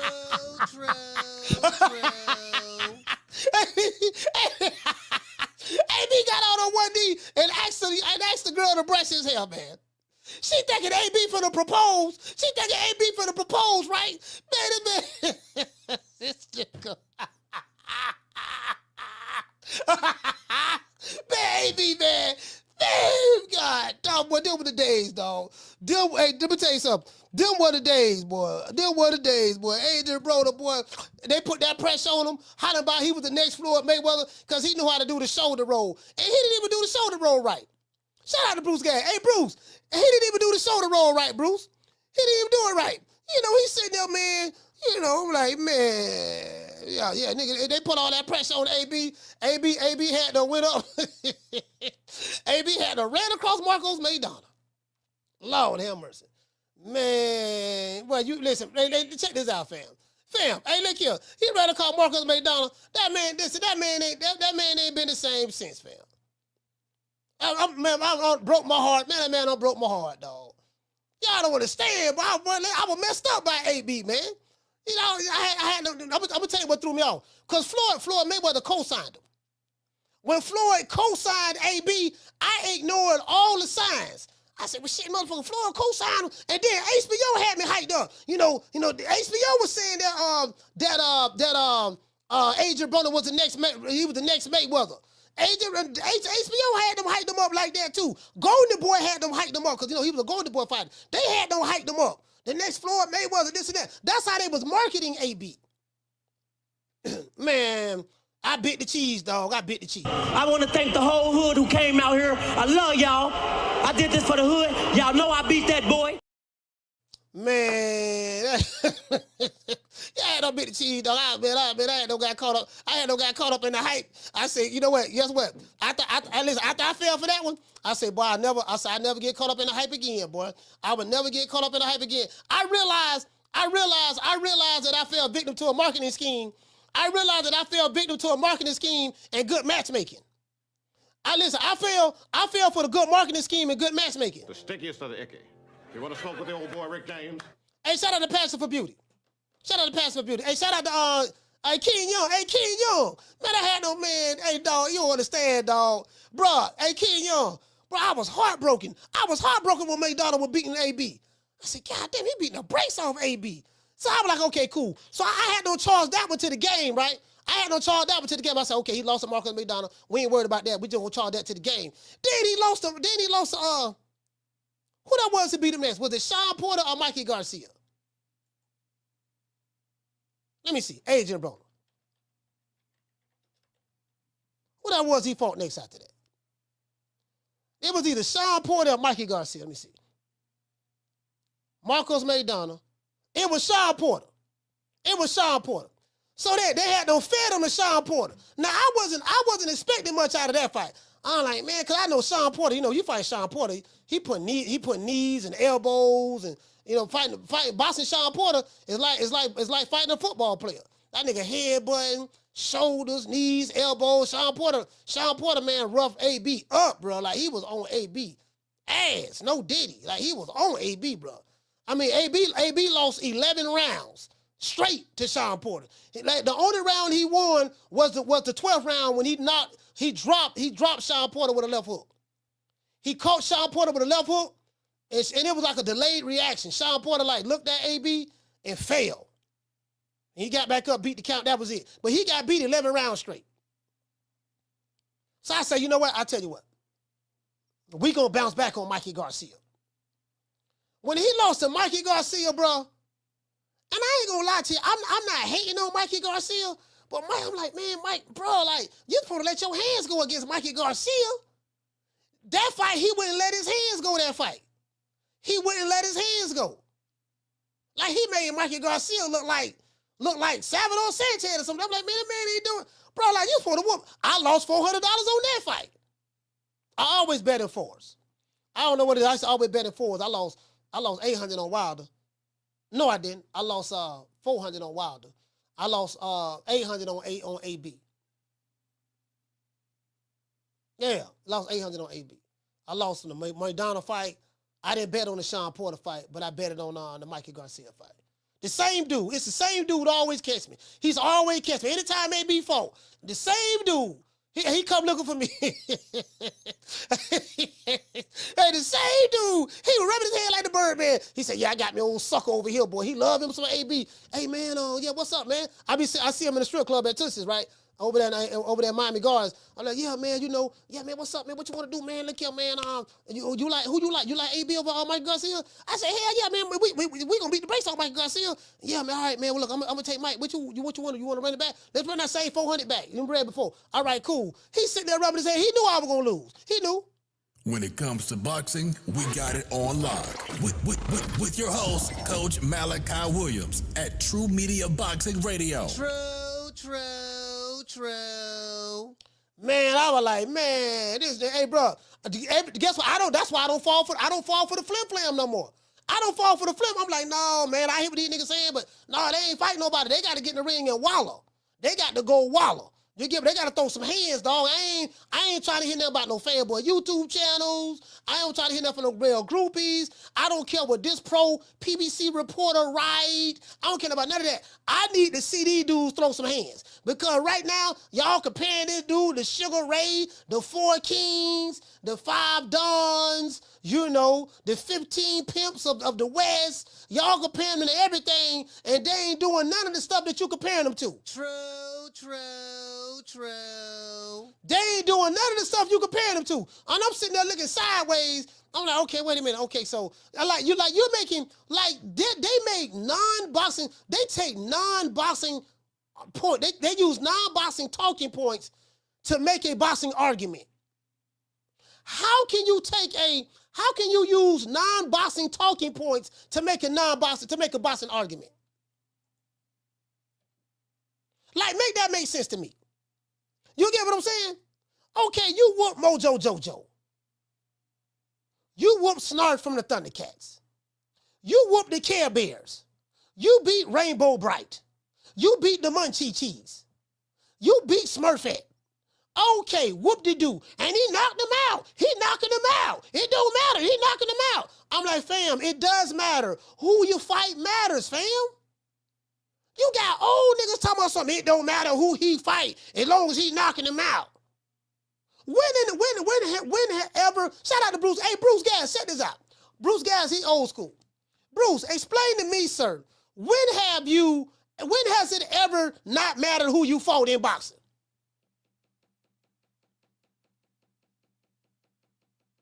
I'm just asking. What Bruce Gas said. When has it ever not mattered who you fought in boxing? It don't matter who he fought. He knocking him out. I don't want to put this brother on blast because it's a brother on my right with here, old school brother, but he called this show and said that. And he said he been watching boxing since 1972. He been watching boxing since 1972. He loved this particular fighter so much that he say it don't matter who he fought, he knocking him out. And this man, bro, I was so disappointed, fam. I was so disappointed. I was so disappointed when he said that. I said, I know this nigga ain't said what I thought he said. I was like these, let me tell you something, man. You old boxing fans, y'all are disappointing me, fam. Y'all supposed to stamp the flag. Y'all supposed to be on the hill right now. Y'all supposed to be on the hill, putting the flag down for boxing. Boom. And putting the flag down, letting everybody know that you just conquered. And y'all on some male groupie stuff. Oh my God, bro. Like, I said, these old niggas letting me down. The young dudes letting me down. Man, fuck it. Let me just go ahead. I'll take all the shots. I'll be the sacrificial lamb. Cause we got big male group of YouTube channels, so it's like, and I get it. I ain't knocking their hustle. They get the interview, they want to get access, so they gotta, I get it, I understand. I ain't tripping, man. But I'm like, bro, I'm like, they looking at me like I'm the bad guy. Cause Coach Malachi don't want to play the game. I don't want to play the game. I ain't mad at nobody for playing the game. Do what you got to do. I ain't mad at you. You get what I'm saying? I mean, like I said, I ain't hurting. We ain't hurting over here. You know what I'm saying? I'll tell you that right now. And y'all remember when I first started, I was using the green screen. I had my cell phone and I used to have the green screen in the background shooting videos. And then when I started going live, I used to have my webcam. I still got that webcam right here on my computer. We done went from that to the Sony A6100 camera, ring lights, 49-inch monitor, Rodecaster. Hell, I used to have the Elgato. Now we got the Rodecaster. Got several microphones, several cameras. I got a Canon. What else I got? I got a Canon R10. But I got so much equipment now. Thanks to you people. Thanks to the people. Thanks to the family. I got so much equipment now because everything. When I get money, I put it back into the business. When I get money, I put it back into the business. I put it into my education, marketing classes, books, mentorship programs. That's what I do. I put it right back into the business. You get what I'm saying? So that's what I do, right? And you can see the evolution from 2021 till now. You can see the evolution. You get what I'm saying? So it is what it is. But that's what I'm saying, fam. Like but I am optimistic that it's going to come back to that. The reason why I say I'm optimistic, because I'm seeing some of them same YouTube channels, when I first came on, they're starting to change their positions now. They are starting to change their positions. They're starting to change their positions now. They're like, you know what? Yeah, man, we got to, because the male groupie stuff only goes so far. It's going to have to come back to the essence. We can only talk about so many hairstyles. We can only talk about so many Bentleys. We can only talk about, this is the thing is these guys are using a played out playbook in a new era. Another thing I'm seeing too. I'm seeing guys, content creators, who specialized in tearing down fighters who look like them, but now they're trying to, we need to come together. But fam, you was the one that came with the division. Because you was so pro PBC, and I hated every black fighter that wasn't with the PBC. And if they were signed to a white promoter, like this what happened, right? The reason why I call these dudes shea butter lap type revolutionaries, because in their minds, they created this fictitious world that did not exist. And they tried to make it like everybody had to be one monolith, right? There's no group of people on the planet Earth that's a monolith. No group, not one, right? And they came with the division, the divisiveness. They came with the violent rhetoric. They came with all of that. Now they have been defeated. They're pretty much done. They're kind of like waving a white flag, so to speak. No, see, what we got to do, brothers, we got to come together as brothers. Our intentions was pure. No, your intention wasn't pure. Your intention was bullshit. Just what happened is your bullshit ran out of gas. You got exposed. And you kept getting beat down by more talented content creators. I would like to say I contributed to that. Now you want to talk about the brothers. What we got to do was brothers and all that shit there. You so disingenuous. Don't nobody believe you. You played a huge part in the division. Now you want peace. You get what I'm saying? It's the same people who hated on BLK Prime. Y'all know who they is. I ain't got to say their names. Alphabet Boys, Shea Butter, Lifetime Revolutionaries, Jabba the Hutt and the Butter Biscuits. I ain't got to say their names. They called BLK Prime every name under the book. They wasn't talking about, oh, that's a black man who owned BLK Prime. We got to get behind our brother. They wasn't talking about none of that. I exposed that. Y'all remember that? I exposed that. Oh, wait a minute, but y'all say y'all was Talcum X. How you Talcum X in one breath, but you tearing down that what you said you love in the next breath?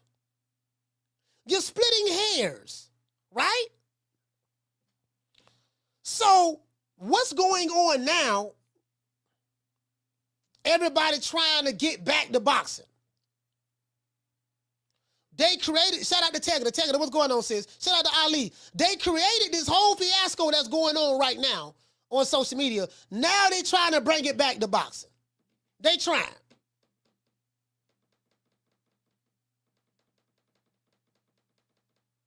Might be too late, though. Might be too late. You know, they try, right? They try. You know what I'm saying? No, man, what we got to do now, we got to break it back. We got to stop worrying about hairdos and stuff. It's funny to me. It's funny to me, right? It's funny to me. I say one of the biggest fanboy male group of YouTube channels is now the one saying that, yeah, man, it ain't got nothing to do with boxing. We need to focus on boxing, this and that. I'm like, my nigga, you was the biggest male group of YouTube channel on the planet.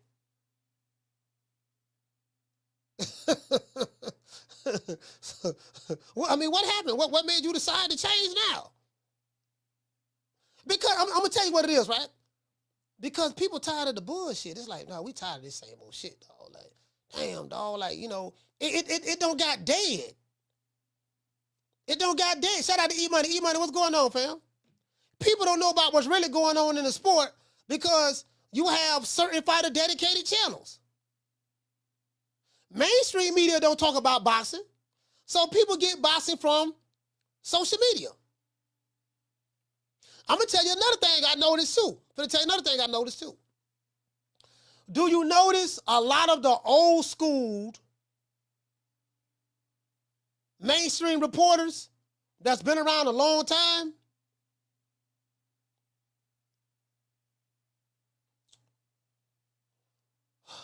They are coming around or have come around to like YouTube now or social media.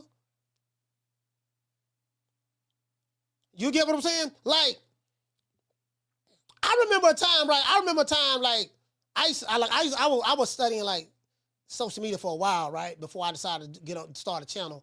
But I remember like when I used to hear about social media back in 2015, 2016, you know, like being a YouTuber was something to be frowned upon. Oh, you're a YouTuber. You know, they didn't really think too highly of YouTubers. YouTubers wasn't nobody, right? Well, they was looked upon as nobody from the mainstream. Because if you wasn't a part of a mainstream network or nothing of that sort, then the big wigs at the mainstream networks they frowned upon. You know, them little YouTube niggas, they just shooting video, this and that. Guess what? YouTube running the block now. True. YouTube running the block. Because there's nobody that talks about boxing more than YouTube channels. Of course, boxing platforms, boxing groups like boxing Facebook groups and boxing Reddit groups and stuff like that, they do as well. But I'm saying from a video content standpoint, there's nobody that talks about it. I mean, look at me. Hell, I go live 5 days a week. ESPN don't go live 5 days a week talking about boxing. Boxing Voice go live. Showbiz go live. Blue Bloods, just all of the channels talk about boxing every day. So when someone like Turki Al-Sheikh turn on their computer or look on their phone, they seeing videos from these YouTubers. The Zone got bigger platforms, so they got millions of subscribers, so they gonna get more videos, but they ain't putting out more boxing content than the YouTubers. We talking about it every day, all throughout the day. So now those same big wig reporters, guess what? They coming over here to the little they coming like they starting their own channels now. You get what I'm saying? They getting into it. Retired fighters. You see Timothy Bradley. Timothy Bradley got him a YouTube channel. Andre Ward is doing, he's doing interviews on a YouTube channel. That channel used to, what is it called? All the Smoke podcast. That used to be Showtime Sports, I think. But I think they bought it out. The two basketball players, Matt Barnes and Steven Jackson. I think they bought that and changed the name. So you get what I'm saying? So like YouTube running the block. Yeah, those little YouTubers. Yeah, those little YouTubers. They ain't no real reporters, this and that. I tell them motherfucker quick, I ain't no reporter. I'm not a reporter. I look at a reporter as someone who, he probably, he's professional. He went, someone like a Dan Raphael. Steve Kimmer was a reporter. He still is, and he's a journalist or whatever. Those guys, I don't know about Kevin Idick or Kevin Ioli or whatever the case may be. I think those guys are stuff like that. You get what I'm saying? They come from a corporate. They come from the corporate aspect of things. They come from the corporate aspect of things. You get what I'm saying? We just some guys who just started a damn fan. We just a fan of the company. What?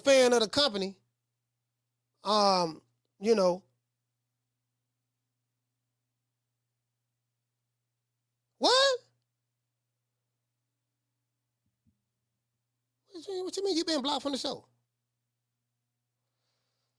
He say, am I wondering why I have been blocked from the show? Hold on, when you been blocked? Hold on.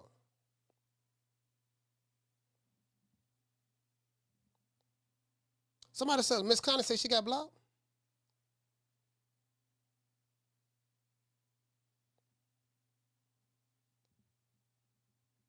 I'm about to make her a moderator. All right, I'll find out. I don't think nobody blocked Miss Connie. I don't know. I'll see. I don't think she been blocked. I'll check and see. Yeah, but anyways, you get what I'm saying? Damn, I forgot what I was saying. Hey, what did it say? Jim Brown say Tarver's take is very informative. Hold on, but I'm gonna tell you something though. Right? There was a time, Jim Brown. A lot of this stuff is Tim Bradley cool, Tim Cruz, Steve Kim cool, Rick Glazer cool. Some of these guys, though, some of them, not the ones I named, but some of them, they have a sense of, I would even say Antonio Tarver. He lives right here in the same, we live in Tampa, not too, I don't live too far from him, same neighborhood. They look at us as, them just a little YouTube cats. They ain't nobody. And I get that. I'm a fighter. I'm a Hall of Famer. Ain't nobody studying y'all. But then, those same guys will, not all of them, but some of them will complain about the content that some of these YouTube channels are putting out. Well, you need to do it like this. You need to do it like that. I really fought in the sport. You just cover the sport. Yeah, but guess what? Don't nobody know who the fuck you is. They knew who you were in your time. But on this social media shit, it's about what's happening right now. And if you weren't no legend like that, where your name stood out like that, you get what I'm saying? It is what it is. Like, I remember one time I reached out to a couple of fighters.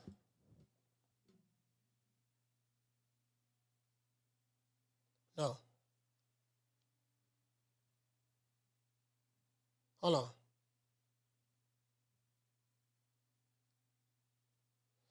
on. I remember I reached out to, when I was living in Miami, I reached out to, when I first started my channel, I reached out to Shannon Briggs. I was like, man, I got to get Shannon Briggs on the show, right? I wasn't really popping like that then. Shannon Briggs told me straight up. He said, look, man. He said, look, hey, look here, champ. You know, champ, it costs. It costs. Miss Connie say she blocked. All right, let me see, can I unblock her and make her moderator? He said, look here, champ, I would come on your show, champ, but, you got to, it's going to cost, champ. You got to pay me to come on the show. I think Shannon Briggs was charging, I think he charged me like $1,000 or something like that.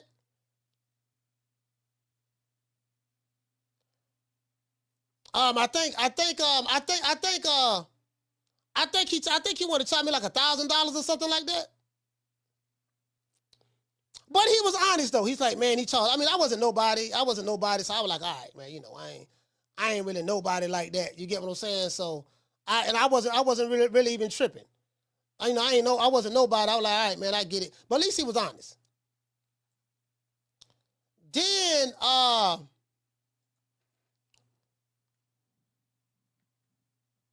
damn, what's fuck. Then damn, I'm on studio, my bad. Trying to see can I unblock Miss Connie if she blocked. Then then I reached out to Antonio Tarver. I told y'all that story. I told y'all how I met Tarver. Tarver's a nice guy. He really is a nice guy. Really nice guy. You get what I'm saying? He's a nice guy. I ain't really got nothing bad to say about him. But however, I reached out to Tarver on multiple occasions. Look, man, I want to get you on the show. I got the nigga phone number. Literally. I got his phone number. Tarver told me, hold on. Tarver told me that he said, all right, man, I get with you, man. He said, I'll get back with you. One time, he said he'll get back with me. I let a little time go by. I called him, went straight to voicemail. He wouldn't answer his phone. Sent him a text message. I still got the text messages. Cool, right? I didn't get offended by it. Because I get it. He probably looked at me as a nobody. Oh, this nigga ain't nobody, man. I ain't wasting my time with that little nigga, this and that. I met him. We live in the same city. We live in the same neighborhood, but I ain't worried about that shit. You get what I'm saying? I get it, right? Nigga came to my fights. I bought his merchandise. I went to his fight, bought his merchandise right here in Tampa. I think he promoted his son. That's when I met the Robinson brothers out of all the Baltimore. I had them on the show. I went and supported the brother. He looked me in my face. He said, you know what, man, you're a real one, man. You ain't just talking about it. You be about it. I brought my son up there, little Malachi. They took pictures up there with the brothers and stuff like that. I got ringside seats. I supported him.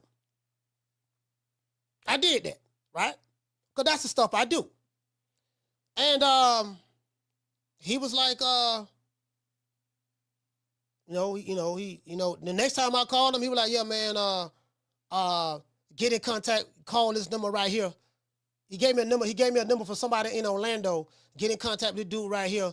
And he the one scheduled my shows, my bookings for me. Get in contact with him, and we'll get back with you. So I got in contact with the person he told me to get in contact with. Dude asked me what my YouTube channel was.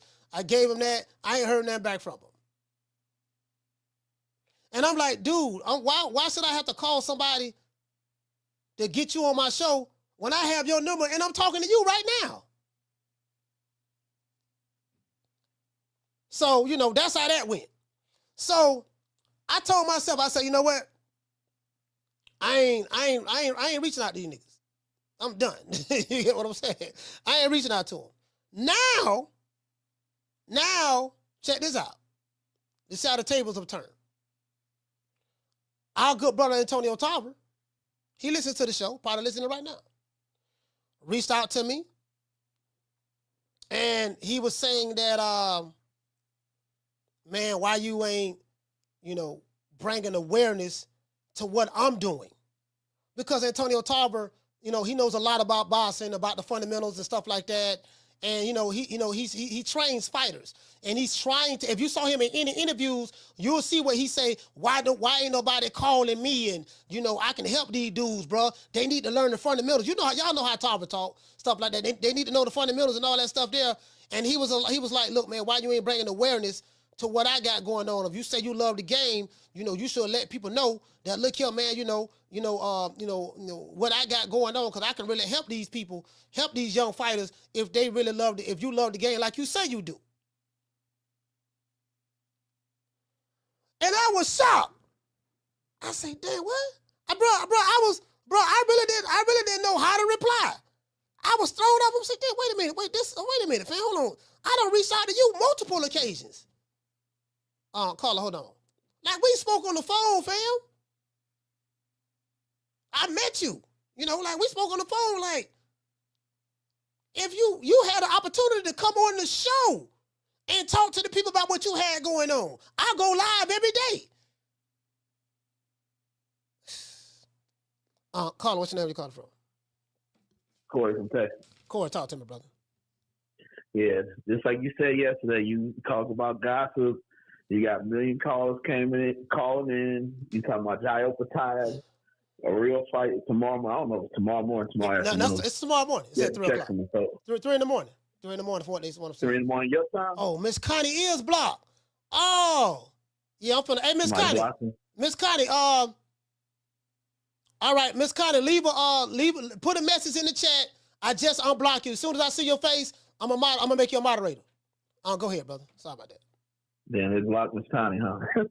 But 3 a.m. your time, so 2 a.m. mine, huh? Yeah, it's 3 a.m. I'm not gonna be up there. Yeah. Well, I'm figuring this because it might be the broadcast. I'm guessing at 5 a.m. your time they'll be walking to the ring. That's when I'm gonna guess. Yeah. But yeah, that shit was funny earlier. You was talking about AV, man, because I was just like, man, I'm in Texas, so I'm at that Madonna fight, and I'm like, yeah, he finished. Give AV props, but when he left that ring, it looked like his jaw was broke. It looked like it. Damn. And then, it looked like it. I thought his jaw was broke. Yeah, he was like, I'm okay, man, when he did the interview afterwards. But then Mikey Garcia, and then the what's his name? Showtime show report. I'm like, man, damn, come on, man.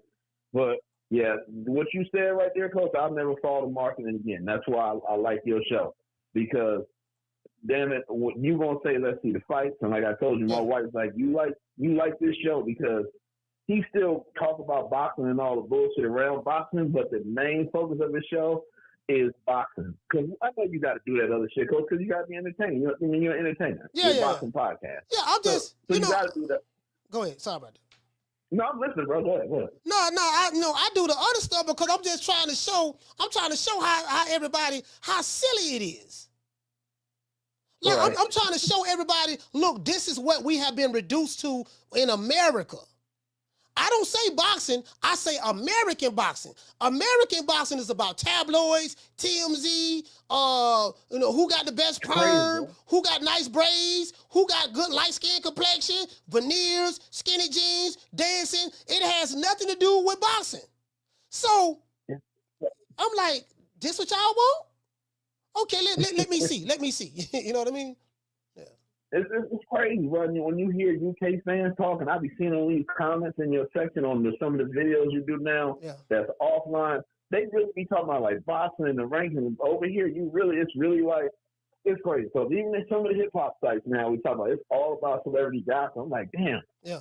I remember when they used to be about the music and then the fight. You know what I mean? The shit came with it, but like it's like the tabloid shit comes first. But I can't wait, Coach, because in the next 7 days or so, you're going to name a show based on some shit, though, and I can't wait to see what the numbers is. But that's my call, Coach. All right, salute, man. I can't wait for the fight. All right, yeah, man. Yeah, I'm showing y'all what it is. Well, Miss Connie, I made you one of the top moderators, so you shouldn't be blocked no more. You should right now. You're like you got the standard moderator, then you have the the step above that. You the step above that. So you ain't got to worry about that no more. Yeah, but I just, bro, like, I'm like, damn, what these niggas talking about for real? You know, so to me, I just got to try to have fun with it. I'm like, well, you know what? I ain't gonna get mad. This where we at. This what they want to hear. Let's go ahead and give them what they want. You know, because we got a million different variations of I hate Devin Haney's videos out there. Devin Haney is the favorite fighter that everybody want to hate. You know, don't nobody like Dev. You know, I remember I saw Everybody Hates Chris. That show, Everybody Hates Dev. You know, listen, Devin Haney walking down the street, we don't like him. You know, it's like, damn, okay. And I'm sitting there I'm looking at it, right? I said, damn, okay, I get it. You know, like, damn, but like, where, you guys know, I done these shows. I said, yeah, but I don't understand where it's coming from.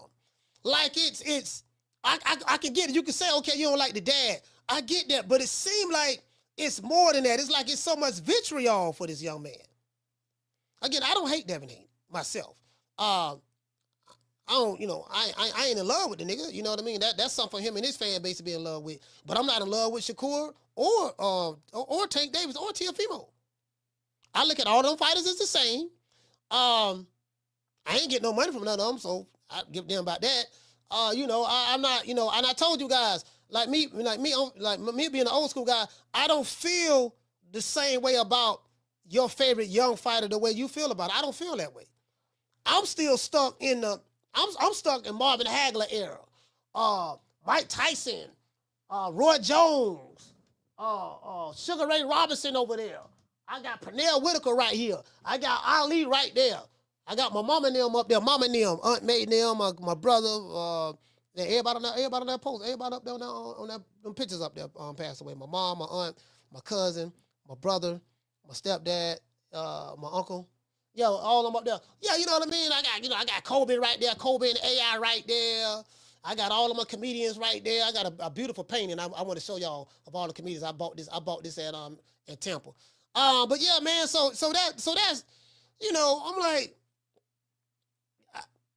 it's something Steve Kim told me, man, I ain't gonna never forget. He said, man, I've come to the conclusion that I have seen the best years of boxing that I'm ever going to see. So now everything else is just extra. So once I understood that, I'm like, you know what? I stopped taking it so personal. I said, you know what I'm doing? I'm just taking it around with it. Shout out to Solo Dolo. Solo Dolo, what's up, fam? Winky right? Yeah, Winky right, man. Winky right, man, for sure. You get what I'm saying? So yeah, I shout out to Talib Cunningham, salute fam. Yeah, I just you know, now I used to get mad. I don't get mad no more. Now I'm just having fun with it. Y'all want to talk about skinny jeans? Let's talk about skinny jeans. Y'all want to talk about Tank perm? Let's talk about his perm. Ishii, y'all want to talk about Carla, hold on. Y'all want to argue and fight about who the cash cow? Let's talk about that. I'ma just sit here and laugh and have fun with it and make it entertaining. That's all I'm gonna talk about. You know, they don't want to talk about no boxing. They want to talk about the bullshit. So let's talk about the bullshit. I've been trying to listen. I got boxing commandments over here. I got boxing commandments over here. I got don't nobody care nothing about that. I got a boxing criteria. They don't care nothing about that. So that's fine. I ain't got no problem with that. Let's talk about the bullshit. I ain't got no problem talking about the bullshit. It's more entertaining anyways. I ain't gonna do nothing but make fun of your favorite fighter, laugh, kiki, get some jokes. We gonna kill some time and do it all over again the next day. I ain't got no problem with that. I got another video. I got another show we doing. I'm gonna be talking about Charleston White. Yes, it's gonna be a good one too. True. Charleston White in conjunction with somebody else. Carla, what's your name? Where you calling from? What up, Coach? This is Coach Eddie from the ATL. Coach Eddie from the ATL. Talk to me, brother. What's going on, brother? Hey, this is a great topic today, man. Like Leonard said, man, you've been saying that, we always saying that these fighters today ain't nothing like the guys of old. So one thing about the fighters back in the day, they really, really want to see who was the best. You know, they didn't duck any smoke. It wasn't about, you know, you don't sell no ticket, you don't bring nothing to the table. You know, it's a, look, I think I can beat you. It was that more alpha male energy back then. Like, oh, you think you the best? I want to fight you. You know what I'm saying? And not only that, the challengers, they didn't come to lay down. The challengers came to win. Right. They weren't just happy to be in the fight. They weren't, you know, they weren't taking no selfies with you. They were really, the challengers were really trying to dethrone the champion. You know what I'm saying? Because they wanted that spot. The hunger was just there. Right now, these guys are really trying to finesse the game. What they're trying to do. They're trying to use the YouTube channels and a lot of smoke and mirrors to tell us that they the best, and they're really not, man. They really not. I mean, you had a guy like Livingstone Bramble. Those guys came to fight, man. Those guys came to win. Guys like Ike Cortez. Oscar De La Hoya could have turned that fight down. Yeah. Ike Cortez ain't nobody, but he fought him 2 times. Fought him twice. It was a tough fight. Yeah. Fought him twice. I mean, it's a lot of those guys that didn't get the fanfare, but they were some tough challengers. Guys like Ray Mercer, guys like Tim Witherspoon. Those guys were some good fighters, man, and they got their shot. And like these guys today, man, they did. I don't know. It's like they just took all the alpha male energy out the game, man. It just, I can remember watching Muhammad Ali and looking up to him like he was a hero. He was a hero of mine. These guys ain't no heroes. You can't look up to these dudes, man. These dudes don't inspire you to do nothing, man. You know, not me anyway. You know what I'm saying, Coach? Nah, you know what? Nah, it just, these guys, they shun the fans. I do get that, because some of the fans do be getting kind of disrespectful online. Like online, dudes be saying some crazy stuff online. So I do kind of get that these fighters shun the fans. But it just, again, it's just a different era. It's something you said about back then was alpha males. Now America, look at the country as a whole. Boxing is reflective of life, right? So, and life is reflective of boxing. So boxing is more like the way the country is right now. It's very soft, very beta male-ish. You don't say nothing to offend me. If you say something to offend me, we gonna try to cancel you, this and that. Like boxing has become like that. It's a reflection of what society is. More beta males, more whining, complaining. Like what I noticed, Coach Eddie, on this YouTube stuff, and I'm having so much fun with it right now, more fun than I've ever had since I had this channel, is YouTube boxing is about arguing and debating. That's it. We want to argue. Yep. We want to argue, whine, bitch, moan, whine, argue, debate all day about nothing. That's what American boxing on social media has become. With YouTube channels and everything. We just want to argue, debate, and about nothing. That's where it's at. So, that's what America has come to. The beta male, this is the beta male culture right here. The beta male culture. Especially with the fighters. The fighters as well. You're exactly right. And I always like those blue collar fighters. But those guys, it's literally was guys that was going to work the very next day after they fought. They didn't have I need 12, 15, 18, a half a year for a training camp. Yeah. No, these dudes were working in a warehouse and they were driving forklifts. Oh, I got a fight coming up. When? I'm there. Send me the contract. You know what I'm saying? Yeah. Dudes was hungry, man. And we heard a lot of stories of guys were working regular 9 to 5. They got their big shot. They were able to quit their job and keep boxing, man. These guys, man, these dudes turning down $3, $4, $5, $6 million paydays, Coach. $5, that's a lot of money to turn down, Coach. I want more. These dudes turn down millions of dollars, man. Nigga holler about he the A-side. The A-side of what? Man, you ain't talk about you. I'm the A-side. I'm supposed to get more than that. Well, you ain't getting nothing right now. Right now, you ain't getting nothing right now. So you listen, you sit around waiting. A whole year and a half done went by. You don't turn down 2-3 fights. Talking about something. Yeah, I know what I'm worth. Well, right now you ain't making nothing. You see, a whole year done went by. A year and a half done went by. You ain't made a dime. You unemployed. You could have made $15 million, and they don't know what they're doing. They really hurt themselves because what they're doing, they're really driving the market down. Yeah. Now you got guys who we're getting the one thing about Turkey. And I'm gonna wrap it up. One thing about Turkey, we getting good fights, and they ain't costing an arm and a leg. So when you come on, you got to wait for a whole year, and then you get up there and you lay a goddamn egg. Man, ain't nobody waiting for that trash, man. You know what I'm saying? Just give me some good fights. I'm tired of, I don't care about the face of boxing. I just want to see some good matches, man. But that's my call, Coach. All right, salute, fam.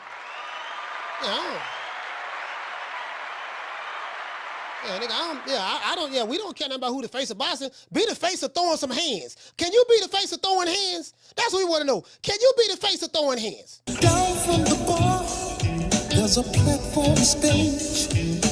People pimping, sharp as razor blades. Hey, man, shout out to Warlock Boxing, man, for becoming a new member, man. Salute.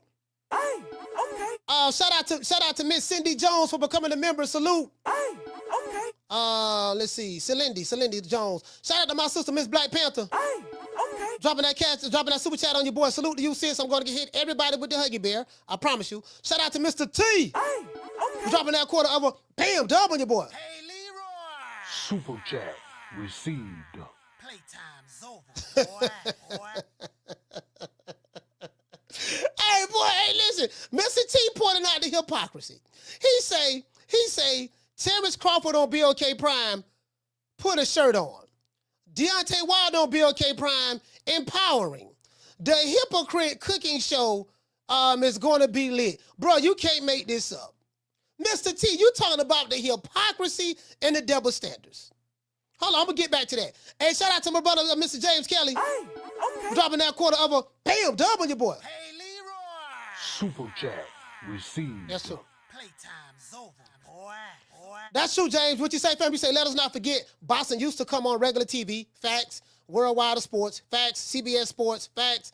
The closest thing to cable was closed circuit. Yeah, you hitting there right on the head. You're right about that. Down from the bar, there's a platform stage. People pimping, sharp as razor blades. I mean, it has shifted. I will agree, James. Everything has shifted. I have no problem with the shift.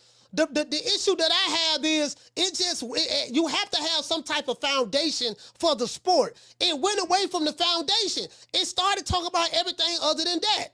I don't say boxing. I say American boxing because because they're not doing that in the UK. They're not doing that in the Ukraine. They're not doing that in Japan or in Mexico. They're only doing it here. Here. The top star fighters here are the only ones that's doing that. They have this sense of entitlement. These white folks don't owe you nothing. They don't want to pay me what I'm worth. Okay, then pay yourself. You complain about the white man in one breath, but then goddamn it, you begging, but then you get mad at him because he ain't giving you none of his money. You know, you bragging about you independent. Okay, well do some independent shit then. I know you independent, you got to partner up with people, that's fine. But if the partners don't want to act right, give you the money that you feel that you deserve, if you really feel like that you a draw like this here, you know what I'm gonna do? Because this is what I do. When I was in the game, that's what I used to do, right? This is what we gonna do, dog. How much money you got? Man, I got about 15 grand. Okay, about 15. Okay, cool. Check it out, though, dog. Take this out. What we gonna do? We gonna take our own money and invest it in ourselves. I'm gonna bet in myself. I believe in my work so much. I believe in this work that I'm gonna get so much and my hustle game so strong that I'm gonna take it and flip it. In boxing, it's not like that though. It's not like that in boxing. In boxing, they talk that independent stuff, but then when it's time to put their own money up, it's a different. Okay, put your money behind yourself then. You your own promotional company, right? Okay, okay, instead of going to the white promotional company, you can do the same thing the white promotional company doing, right? Well, the money don't come from them, it come from the networks. Okay, well, since you're a promotional company, can't you go directly to the networks and get a budget from the networks, right? Oh, you can't do that. So what is it then? So, it's just a whole lot of smoke and mirrors going on, and I see through it. He say Terence Crawford on BOK Prime, put a shirt on. Deontay Wilder on BOK Prime and Power. Y'all check this out. I'm glad you brought that up. Let me show you this here. This is hilarious, and I'm going to tell you why it's hilarious.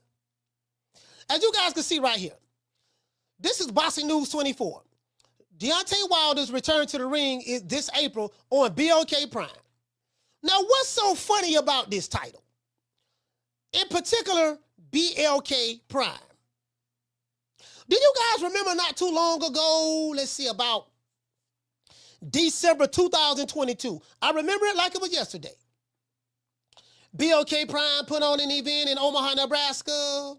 Prior to that event, I think Terence Crawford had them beat Sean Porter 11 months prior to that. He beat Sean Porter 11 months prior to that. And, it was, no negotiation with Errol Spence wasn't going well because Al Heyman was blocking the fight. Carla, hold on. Al Heyman was blocking the fight. And so Bud said, I'm finna go get this $10 million over here at BLK Prime. I think he got 10 million or almost 10 over there on BLK Prime. And do you remember what those revolutionary channels was doing? They was defecating on the black fighter, defecating on the black promotional company, BOK Prime. They made an announcement. They had signed Terence Crawford, and they signed to one fight, and they signed Adrien Broner. And all you heard from those laptop revolutionary channels, they was making mockery of BOK Prime, calling it Amazon Prime, calling it Optimus Prime, calling it Prime Rib. They was tearing it down and game banging for the PBC. So they tore down one black company in the name of bigging up another black company. They tore down one black fighter in the name of bigging up another black fighter. That's some pro-black shit for your ass. True. Now those same channels are now praising Deontay Wilder, Devin Haney, and all them, whoever going over there for going to BOK Prime. You can't make this up. What you say, unlaced shoes? T.O. was saying BOK Prime ain't got no funds. The same dudes. What changed? Well, Devin Haney going over there.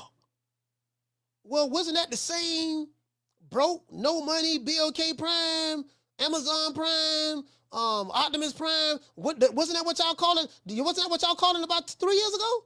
What changed? Well, she was happy was Devin Haney over there now, so we'll change our position. And and Wilder over there, our king, we'll change our position. And I'm like, I'll be damned. True.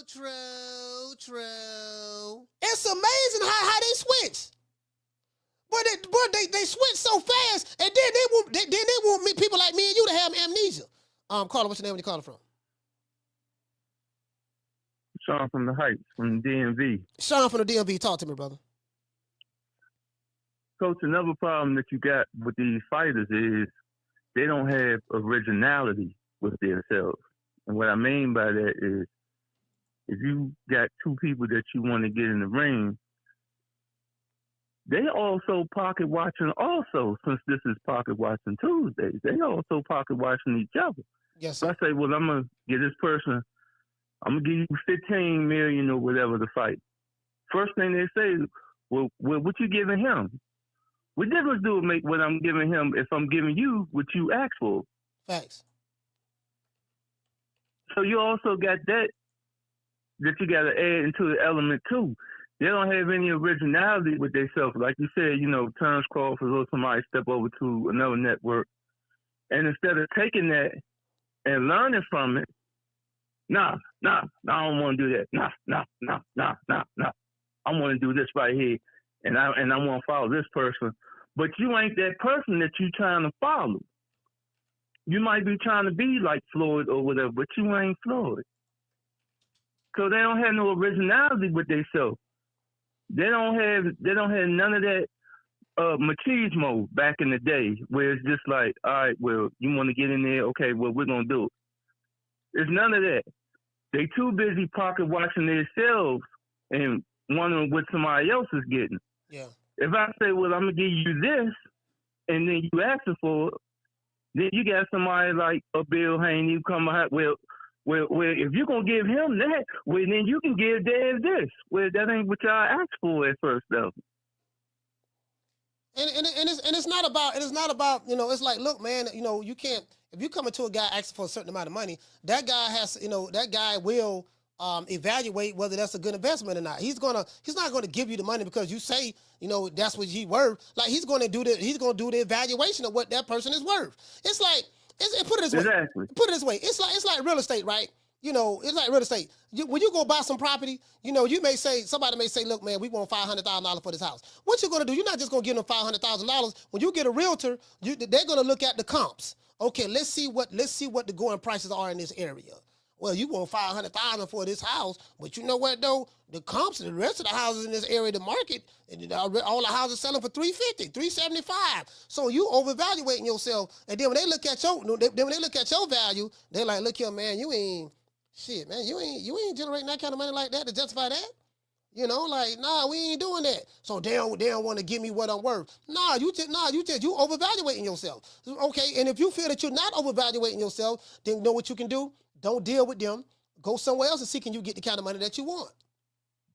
That's all. Because see, the O's and the hoes are for sale. When I say the O's, I mean for the people who got so-called undefeated records and all that. Yeah, they get in there and take a chance at the loss, but they want so much more in case they lose. Then they can say, well, I lost, but I got this. So they are selling themselves. That's why I call them hoes, because the O's and the hoes are for sale as long as you got the money. But it goes back to what you were saying as far as, yeah, you know what I'm saying? This is what this house going for, but it don't matter if you put this pool on the back of there and all that. Ain't nobody asking for all of that. Yeah. And then another thing, like the brother said in the chat, the appraiser, they going to come by doing the appraisal on the house. Listen, man, listen. I know what you're saying, man, but we did an appraisal on this, dog. This shit $275, fam. What you say you want? You want $600,000, man? Look here, bro. We did the appraisal, man. The appraisal came back, man. It's $275. You know what I'm saying? Wait a minute now. Hold on, man. Yeah, man. They don't want to get what we want. All right, it's just gonna sit on the market. You know, like you want, you know, like dude, you know what I'm saying? Like you can get big money, but you got to be in a big fight. You can't be asking for big money and you want to fight a whole can of cheese sandwich, dog, and then you're gonna get mad at the guy who you asking for money from. Dude, like how you gonna get mad at the guy who you literally begging to get the money from? It's his money. So do you think that's a sideways way of them ducking each other? Because if I ask for this amount of money, I know they ain't gonna give it to me. But it looked like I tried to fight them, but they ain't give me the money that I want. Yeah. I would say that. They hide behind many different things. Money, we hearing all these invisible contracts being passed around. I don't see more contracts passed around on Twitter than anything. Yeah, I sent the contract. See, I told them, we wanted to fight. I sent the contract. Ain't but no contract sent. But I remember when they had the whole Errol Spence and Terence Crawford thing going, right? What them dudes was talking about in 2022? Man, Bud didn't sign the contract. Sign the contract, big boy. And I was the only one over here saying, what contract are y'all talking about? There ain't no contract, fool. You know, there was no contract. You know, he signed the contract. All because what happened was Errol Spence put a tweet out on X with Mike Tyson saying, he had a video of Mike Tyson saying, sign the contract, big boy. So, and they took that and ran with it for a whole year. Yeah, man, he told him to sign the contract. He didn't want to sign the contract. See, that's what it is. See, Errol sent the contract over. And I'm like, where did you get that from, sir? Mm-hmm. What did Errol, where do you get that from? Well, Errol said sign the contract. Oh, I'm sorry about that, man. I'm going to let you wrap it up. Go ahead, Sean. I'm going to let you wrap it up. It's just a lot of smoke and mirrors in the game, though, Coach. That's all it is, a lot of smoke and mirrors. That's my call for today. All right, salute, fam. You right about that, fam. Shout out to Sean. Hey, Sean, right.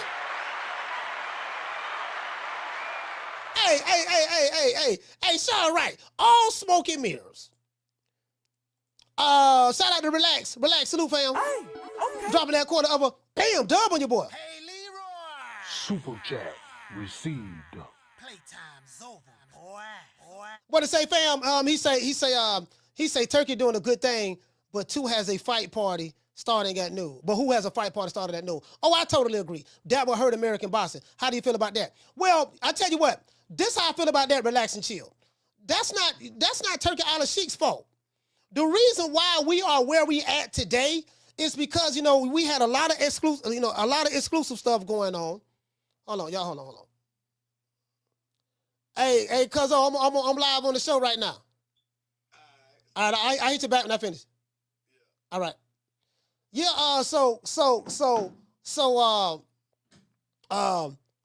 What was going on in America opened up the door for Turkey Usyk. Turkey Usyk is not the problem. The problem started with what was going on over here in America. Look at the arguing before we even heard of a Turkey Usyk. Look at all of the arguing and bickering and the Cold War that was going on online with American boxing. PBC, we got our own island over here. What was fighters saying over there? Yeah, man, wrong side of the street. We Iron Hammond boys. We Iron Hammond boys. We ain't worried about nobody else. You got to come over here. So that's what hurt American boxing. We wasn't able to get a lot of the big name fighters to fight each other because there was a lot of in-house bickering and politics going on. So that's what opened up the door. And then fighters from PBC was getting paid a whole lot of money to fight sub-level competition. So why should fighter A fight another A fighter for $5 or $6 million or $7 million when he's getting $5, $6, or $7 million fighting a D-level fighter or a C-level fighter? So American market messed itself up. Now it's to the point now ain't no money in it no more. It's gone. PBC done went through 11, 12 networks. Now they on Amazon Prime with no budget. Showtime don't fold it. And now, you know, I'll talk out of see an opportunity now. It's up for the taking now. It's you know, you get what I'm saying? You either fight for me or retire, because you ain't gonna get that kind of money that you want from nobody else. So I mean, so that's where we at. That's not that ain't Turk Sheik's fault. You got America did that to itself, fam. American boxing did that to itself. The promotional companies did it to themselves. And the networks, that's what did it. That's why the networks are out of business now. Shout out to G5, man. He gifted the membership. Salute, fam. Hey, okay. Shout out to Miss Connie. Hey, okay. Dropping that half for bam, dub on your boy. Hey, Leroy. Super chat received. Playtime's over, boy. Miss Connie say, hey, fam, coach, birthday in 10 days. Yeah, the old boy's getting older. Down from the bar, there's a platform stage. People pimping, sharp as razor blades. We can't blame that on Turk Sheik, bro. That ain't Turk Sheik's fault. Like America has to bear some type of accountability. American promoters, fighters did it to themselves. They did it to themselves. You get what I'm saying? They did it to themselves. Everybody played a hand in it over here, fam. Everybody played a hand in it. Hiding behind YouTube channels, hiding behind networks, hiding behind fan bases, hiding behind social media. Like, this what was going on. Do you guys remember this? I know y'all remember this. Where we at? Let me go back up here. This what was going on.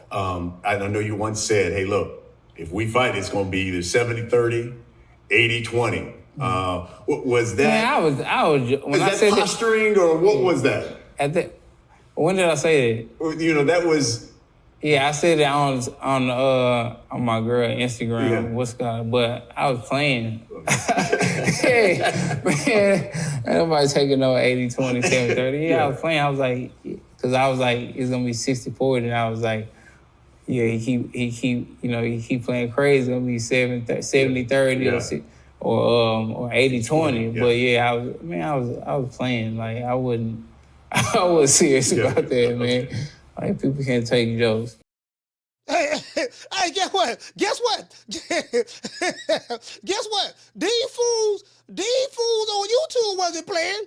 Listen, what we saw? We saw dudes arguing for 10, 11, 12 hours, threatening people. Yeah, man, man, 60-40, 70-30, 80-20, take whatever we give you. And I said, what do you mean take whatever we give you?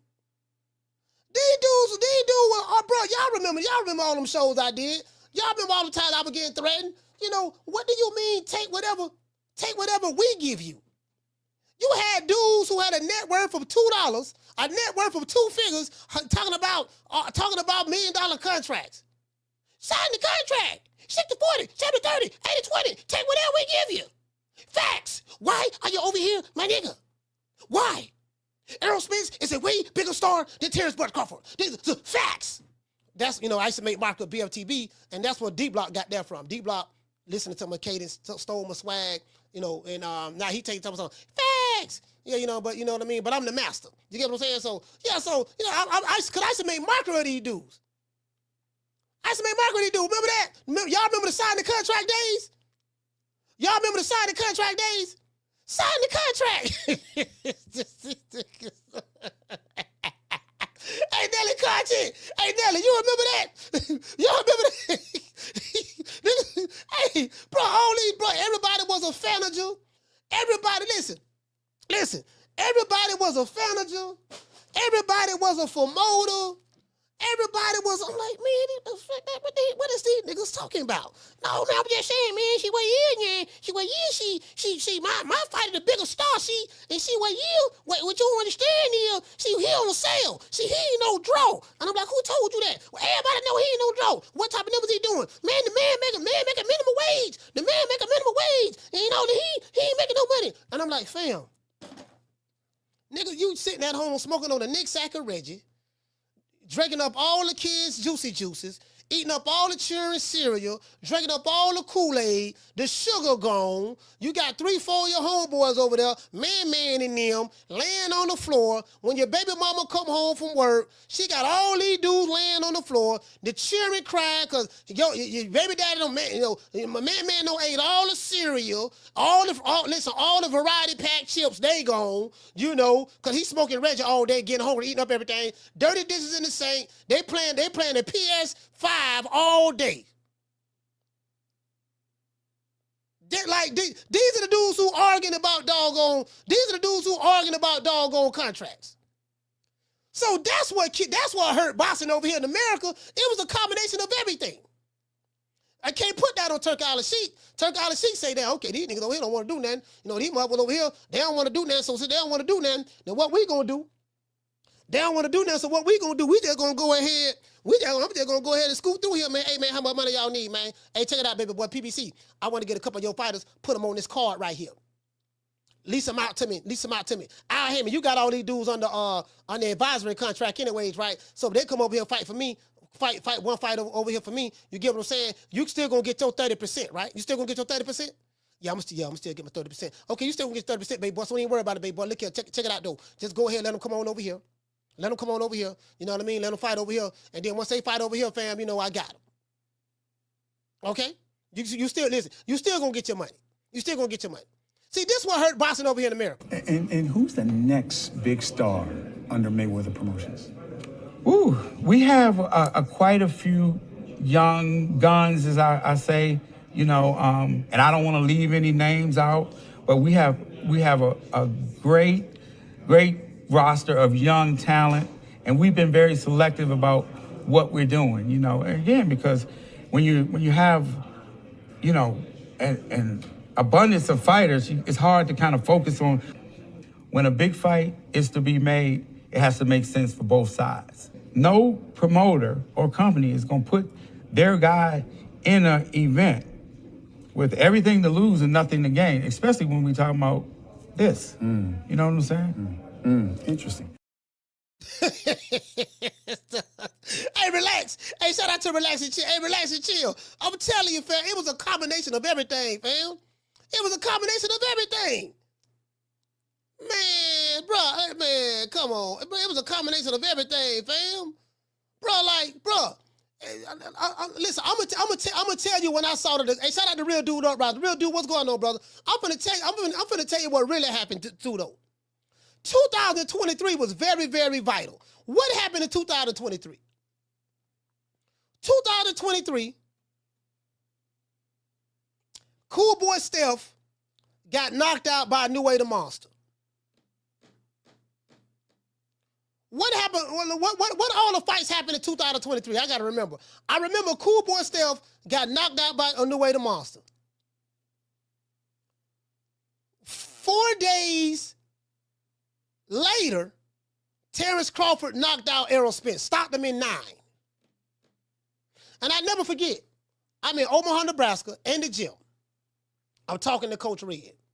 It's me, Coach Red, Bernie the boxer. I want to say Esau, but I think Esau left. Red told me, I interviewed them. Red say, I interviewed them on the send-off, the fish fry. They had a send-off when he was getting ready for training camp.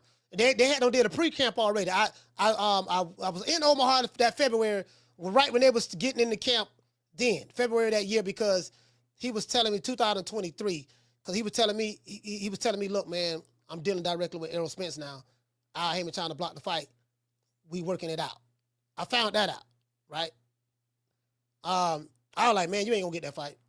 I told Boston, you ain't with that fight. I had just got tired. I was just like pessimistic. I was like, man, this shit ain't right, man. That man said you was on the wrong side of the street. You got to call Al. Your baby mama got to be bow-legged. Your sister got to be knock-kneaded. You know, you got to be light-skinned by in the morning. We know that ain't gonna happen. So it just seemed like everything was, but Bud knew somebody didn't know. He was like, look, no, man. And he showed it to me. Look, man, no, man. Like, I'm talking to him. We working it out. I said, okay. Next thing I know, bam, the fight got announced. Months later, it got announced. It's like, damn, that nigga pulled that shit off. He pulled it off. That's what I'm saying, right? He said, I told you. I say, damn, dog, like you pulled that motherfucker off. So anyway, but I'm interviewing Red, right? This ain't no interview, but I'm talking to him, right? He say, I got Bud stopping him in about nine rounds. He gonna stop him at 9. He said, we've been studying this dude for years since he been in the Olympics. We've been studying him. Like, this to fight. We've been watching. Like, if you know anything about Bomac study fight film. Bomac ain't like Derrick James. Derrick James like, oh, man, he wasn't no fight film, man. Oh, what fight film? Bomac like, no, I watch fight film. Bomac study fight film. I mean, I'm going to tell you something. Bomac study fight film. Red study fight film. Bernie the Boxer study fight film. Esau study fight film. All 4 of those trainers study fight film. All 4 of them.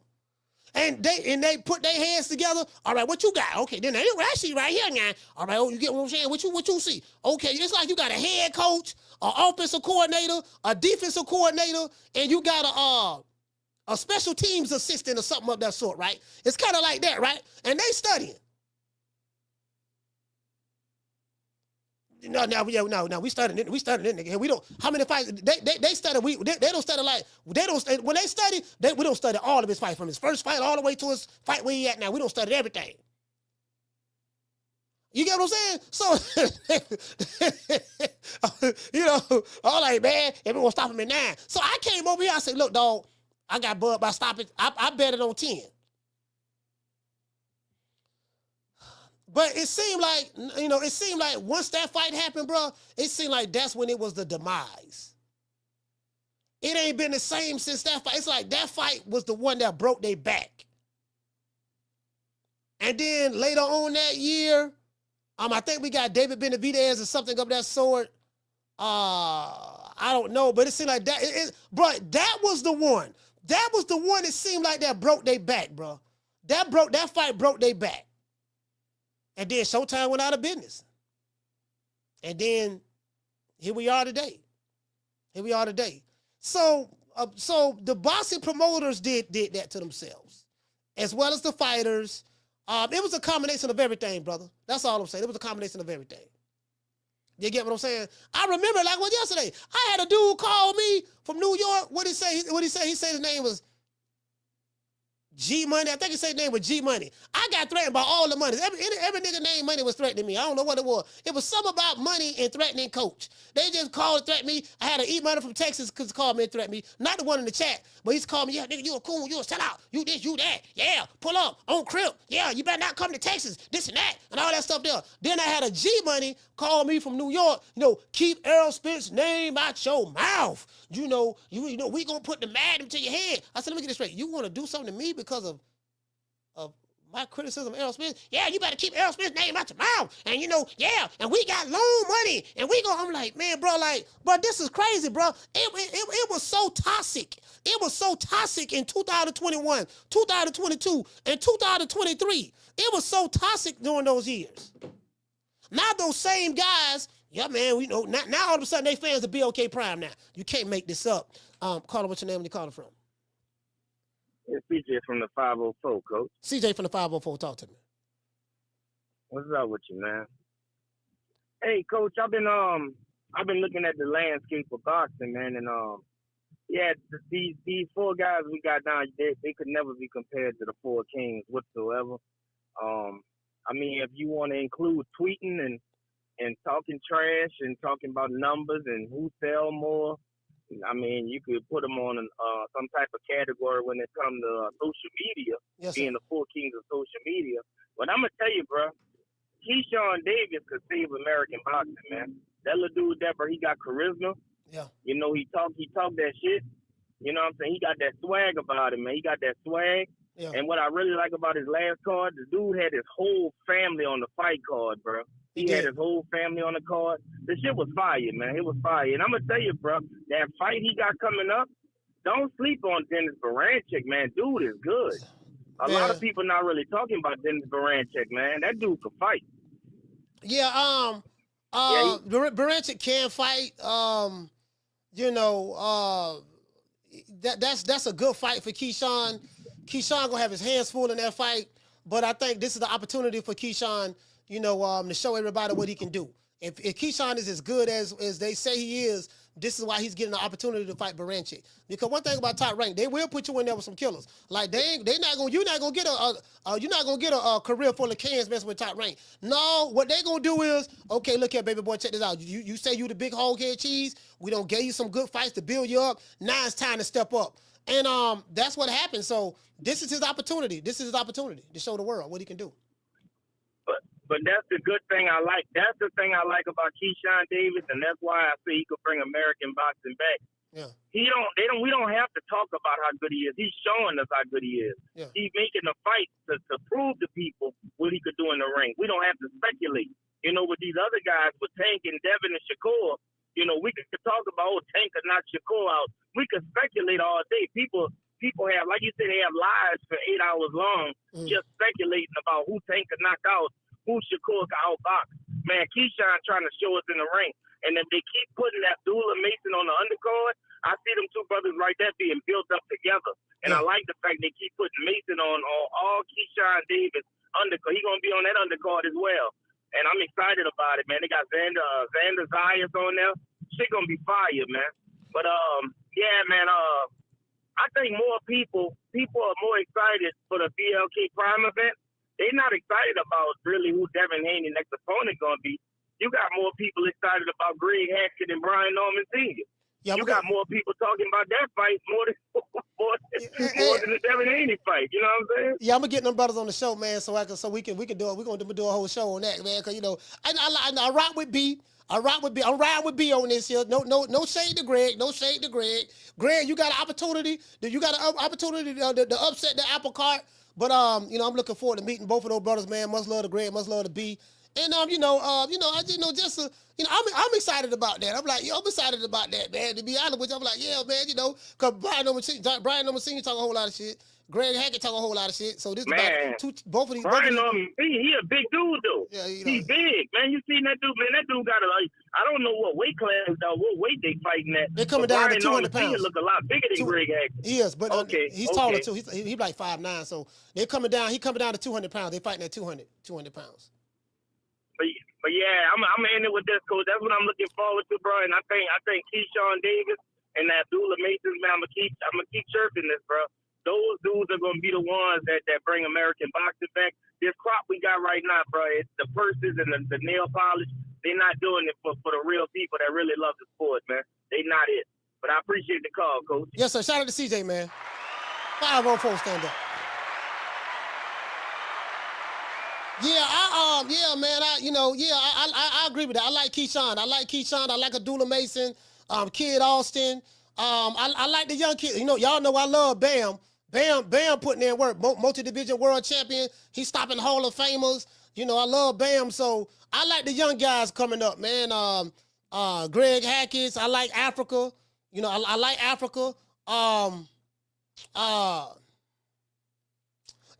The guys who don't come with all the political stuff. The guys who ain't coming with the signing contracts and on the A side, they don't have those toxic fan bases yet. They don't have a fan base who put their fighters in the witness protection program. Like this is the witness protection program era.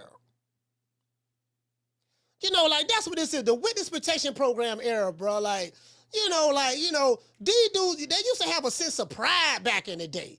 Like, I remember James Toney, bro, if James Toney fell asleep and had a dream that somebody was calling him out, he would wake up and step to them. If he had a dream that people said he was ducking somebody, that's all he needed to hear. Man, you ducking such and such. You ducking Roy. Man, nobody cared about no Roy. Man, make that fight happen with Roy. That's how the Roy Jones fight happened. I think James Toney was undefeated or something at that time. But I think he said he was sick. He was sick, but he had to take the fight anyways. He got sick the week of the fight or something of that sort. But I don't think he would have beat Roy anyways. That just, Roy Well, nobody beat Roy at that time. Not Roy Jones. Not at that time. But I'm just saying, but they fought. You get what I'm saying?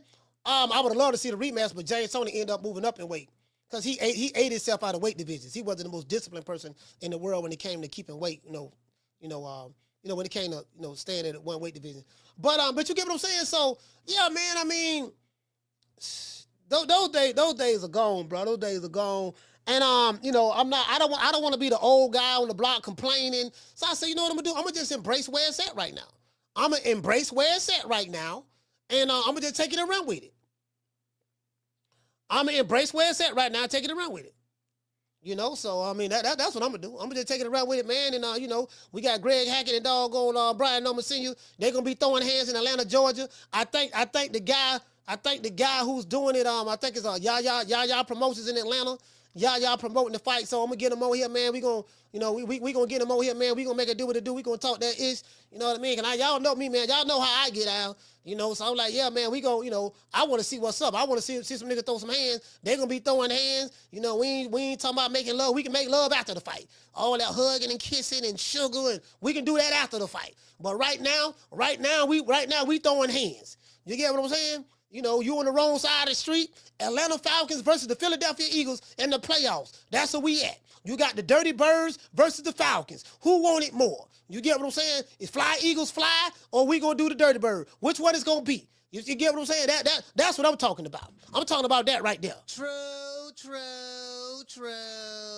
Somebody gonna get humbled that day. Been talking a whole lot of shit. Greg Hackett been talking a whole lot of shit, talking a whole lot of flip-flam. Doggone Brian Norman Sr., he been talking a whole lot of flip-flam. Guess what? Both of y'all gonna have to back it up February the 15th in Atlanta. They gonna have to back it up, period. You get what I'm saying? They gonna have to back it up. And we ain't gonna, whoever lose, we ain't gonna clown them. We just gonna be like, okay, y'all got there through some hands. You get what I'm saying? If Greg Hackett and Brian Norman can get in the ring and throw some hands, there's no reason why we can't get none of the four kings to get in there and throw some hands together. True. Guess what? I didn't hit no sign, no contract, 60, 40, 70, 30, 80, 20, take whatever we give you, no A-side, well, none of that.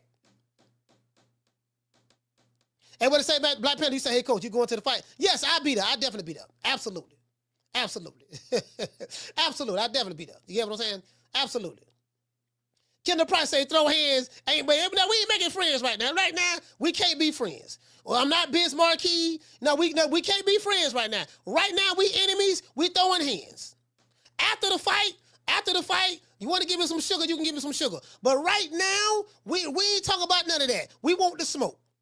What did he say? Warlock say Tim Bradley is finna be on 3 Knockdown Rule podcast in like 12 minutes. Yeah, that's true. He gonna be on there. I'm gonna go check it out. Yeah, Timothy Bradley ducking the smoke too. Y'all know I rock with Tim. That's my guy. Tim is my guy now. That's my main man. Brian Norman, main man. But guess what? Tim Bradley ducking the smoke. Brian Norman Sr. want the smoke with Tim Bradley, and Tim Bradley ducking. True.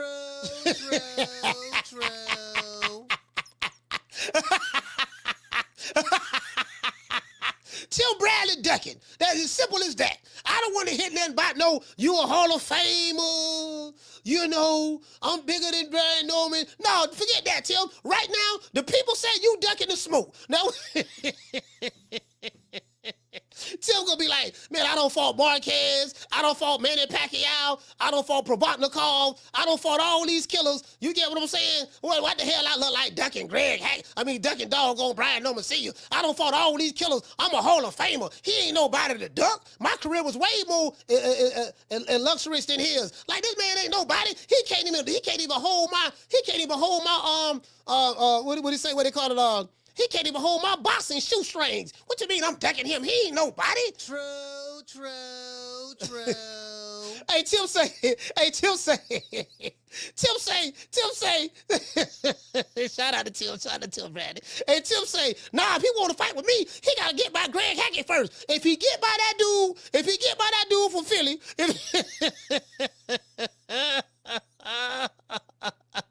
hey, look here, man. Hey, shout out to Instagram, man. Hey, shout out Hey, shout out to True Dupree. True Dupree 402. Salute, fam, on IG. Then Tim Bradley say, look, if he want to fight me, tell him he got to fight that dude from Philly first. If he get by him, then he can come back and we can then we can talk about putting this fight together. True. That's the only reason we got this fight right now. The only reason we got Greg Hackett and Brian Norman Sr. fighting each other because there was a stipulation in the contract. Stipulation in the contract with Tim Bradley. Tim said that okay, if Brian Norman want to fight with him, he gotta fight Greg Hackett first. If he get by that dude from Philly, then he can come back and holler at me. He just can't get a shot at the master. It don't work that way. You get what I'm saying? You don't just get a shot at the master, surefire Hall of Famer. I am sick of hearing these bullshit Superman stories about the Wassa legendary Bruce Leroy catching bullets with his teeth. Catches bullets with his teeth? Nigga, please. Yeah, see, that's where we at right now. We catching bullets with our teeth. We eating chopsticks. Listen, eating popcorn with chopsticks. Y'all saw Bruce Leroy eating popcorn with chopsticks. We eating popcorn with chopsticks, and we catching bullets with our teeth. If you ain't able to do that there, man, don't even come holler at me. Let's give a shout out to the callers. Shout out to Marvin from Oakland. Hey, okay. Corey from Texas. Hey, okay. Coach Eddie from the ATL. Hey, okay. CJ from the 504. Hey, okay. Let's give the callers a round of applause. Yeah, man, we ain't on that there, man. Shit, nigga, we catching bullets. We catching bullets with our teeth and eating popcorn with chopsticks. If you can't do that, don't even run up on me talking about you want to throw some hands. We ain't even going for that.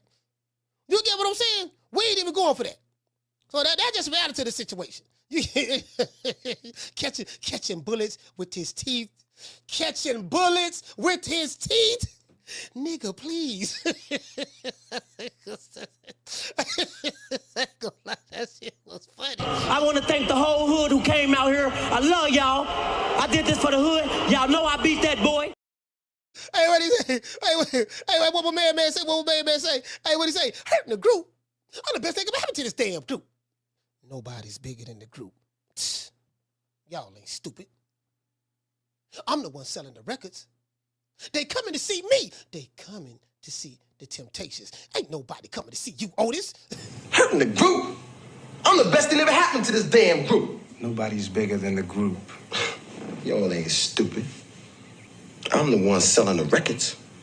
They coming to see me. They coming to see the Temptations. Ain't nobody coming to see you, Otis.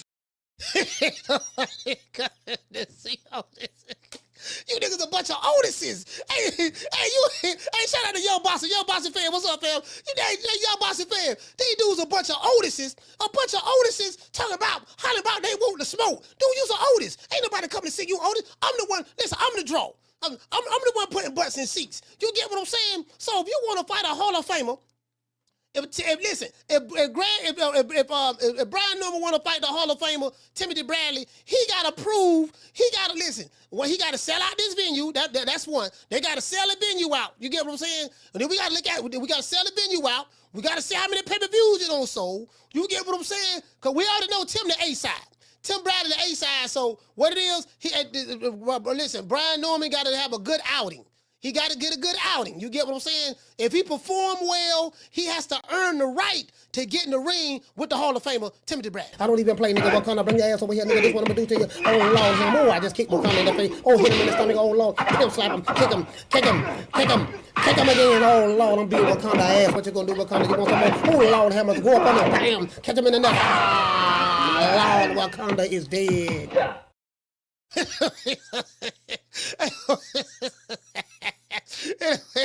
Hey, shout out to Mr. Tomato Can. We're dropping that quarter of a bam dub on your boy. Hey, Leroy. Super chat received. Hey, Mr. Tomato Can say, I still remember that dude called Coast talking about keep Errol Smith's name out your mouth. Bro, you can't make this up.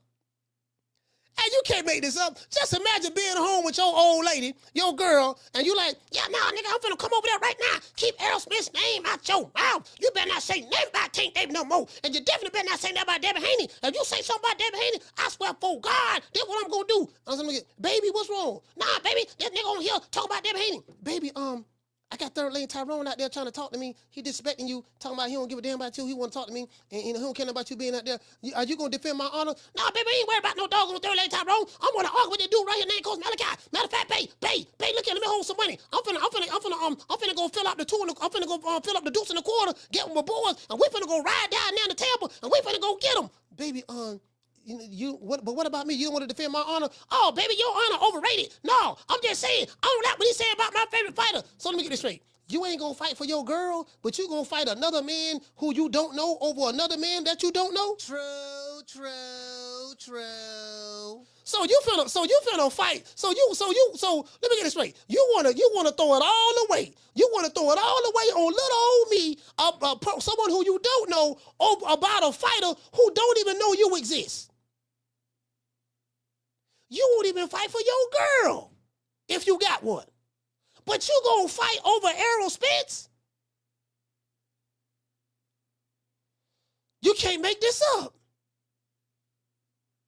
Do you know how dumb that sounds? You gonna fight a grown man over another grown man that don't even know you exist, but you won't even fight for your woman. Shout out to Kenny Slim. For dropping that quarter of a bam dub on your boy. Hey, Leroy. Super chat received. Playtime's over, boy. Hey, what it say, Kenny Slim? He say the problem is Tim said he wanted to smoke before. Now he coming with the flip flap. Hey, you know what? Hey, listen. If Tim don't fight Greg, and listen, if Tim don't fight Brian Norman after this fight, dog, we gotta label Tim a duck. I'ma say Tim, boy, they say you're ducking, dog. They say you're ducking. Down from the bar, there's a platform stage. People pimping, sharp as razor blades. We gotta say all praises due to the Most High, the Most Exalted, the greatest human being on the planet Earth, Mr. Al Heyman. Well, you know, I guess I gotta be like everybody else and saying Al Heyman. I can quit my job now, baby. 6 figures, baby. You feel me? I'm about to but a name. Do you have a name? Oh, nah, I ain't got no name, you know. Name them names, man. They know who they is. Name them names, please. The names need to be named. They know who they is. The Mexican monster. Listen, let's give a shout out to all of the sponsors, man. Shout out to G5. Today's show, shout out to the Martin. Today's show has been sponsored by one Mr. James Kelly. Let's shout out to Mr. James Kelly, our sponsor. Shout out to James Kelly for becoming a member as well. Let's see, I got James Kelly again. Shout out to Warlock Boxing for becoming a member. Shout out to Celindy for becoming a member. Shout out to Miss Black Panther. Shout out to Mr. T in the building. I pity the fool. Let's see, Mr. James Kelly again. Shout out to Relax and Chill. G5 from the Bronx for being gifted a membership. Shout out to the lovely Miss Connie. We got Miss Connie back on the map. Shout out to my brother, Mr. Tomato Can. And shout out to Kenny Slim.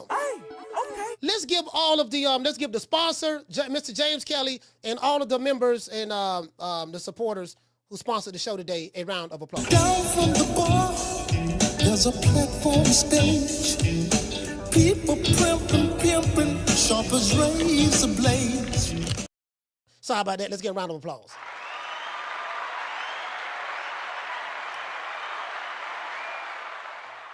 We don't want to hear no duck language in 2025. Now, I am the #1 contender. I'm tired of James the Poodle, Grim Reaper, whatever you want to call himself, ducking me. All right, I'm tired of man driving around town in 8 Rolls Royces. He ain't fought nobody. I'm still in a broham. There's somebody that's still in a broham right now that deserves a fight with the champ. Shout out to Deontay Wilder. Sources say, rumor has it, that Deontay Wilder is fighting on BOK Prime in April, and they're going to have the Tyson Fury 4. He's fighting Tyson Fury again for the 4th time. Sources say, am I making it up? Yes, I am, but I'm pretty sure somebody's going to take it and run with it, and somebody's going to be shooting a video about it. So sources say, according to reports, Deontay Wilder will be fighting Tyson Fury for the 4th time in Alabama. Don't ever forget, when I found you, you was strung out on coke. When I found you, you was like a big house, contemplating about killing yourself. So don't you ever forget who brought you to big time boxing. I drugged you back. I brought you back. I provided food and put food on your table for your family to eat. And I'm doing it for the 2nd time. So don't you ever forget that. Listen, man, shout out to everybody, man. I give everybody a shout out at the top of the hour.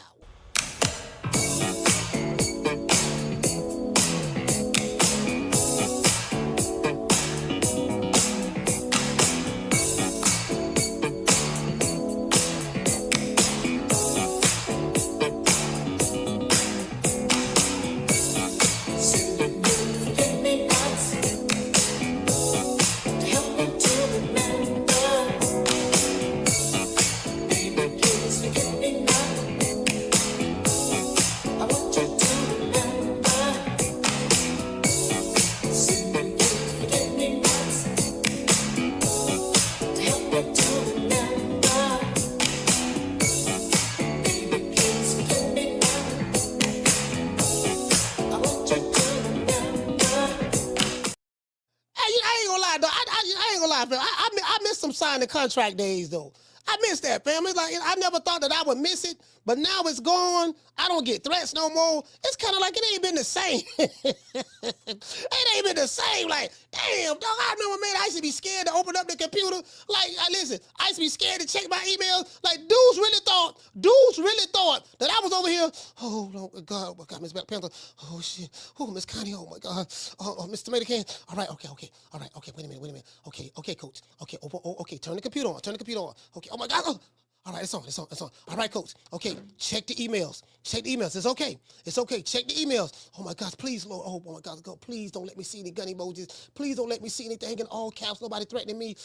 Oh my gosh, they threatening me. Okay, they really thought that I was over here shaking like booty meat, scared to turn the computer on, scared to check my messages, scared to check my DMs. Don't read none of the comments. They threaten you in the comments, coach. Don't turn the phone. Listen, don't drop the phone number that time. You might receive a threatening phone call. They really thought that I was over here like doing that. Every day we dropping the phone line. I'm like, I never thought, man. I kind of miss them dudes, fam. I kind of miss them now. Hey, shout out to what the dude name. What the dude name said I called the FBI on him. Yeah, you can call the show again, dog. You call the show again. What the other dude name from Eat Money from Texas? Like, call the show back, man. Yo, I miss y'all, fam. I really do. I miss y'all. I'm sorry. I didn't mean to, you get what I'm saying? I didn't mean to run y'all off the block. I miss y'all, dog. Y'all come on back. We can start over with a clean slate. Let's start over with a clean slate. You get what I'm saying? Let's let bygones be bygones.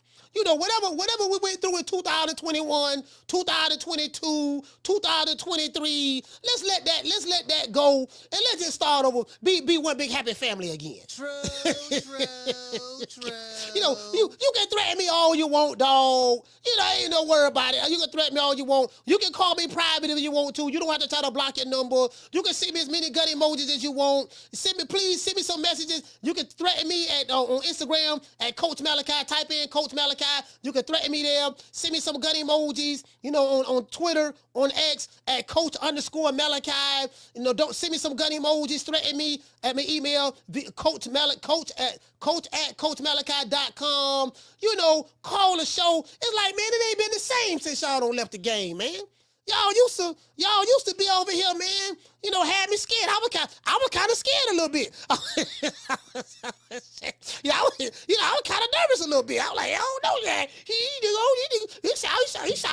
said it with conviction. I don't know. Anyway, shout out to the Martin. Shout out to Miss Connie. Shout out to Green Eyes Pete. Yo, Bossy fan sent me a gun emoji. Hey, hold on now. Hold on, yo, Bossy fan. I get skied up now. I put the ski mask on now. Don't get me started. I will get skied up. I put that ski mask on, boy. I got the ski mask in the fire. I'm trying to tell you now. Boy, I don't know now. This ain't gonna be no easy win now. This ain't gonna be, this gonna be tough. I can promise you. I bite, I scratch. You get what I'm saying? I do all of that. I bite and scratch. Hey, check this out. Hey, Miss Black Panther, you know what my mama told me? My mama say, well, look, she say, son, you got somebody getting on your ass now. You know, you better bite them, scratch them, you know, grab by the neck, do whatever you got to do. So I was like, no, mama, man, I'm a man. I ain't nobody. I don't do no biting and scratching, you know, and all that stuff there. You know, in a fight, my mama say, shit, somebody getting on your ass, you say somebody getting on your ass, you better do what you got to do to get them off you. True. My mama say, ain't no rules in fighting. If somebody getting on your ass, you better do what you got to do to get them off you. Hey, she told me that when I was 15, dog. She told me that when I was 15. You know what I was saying? That's what my mama said.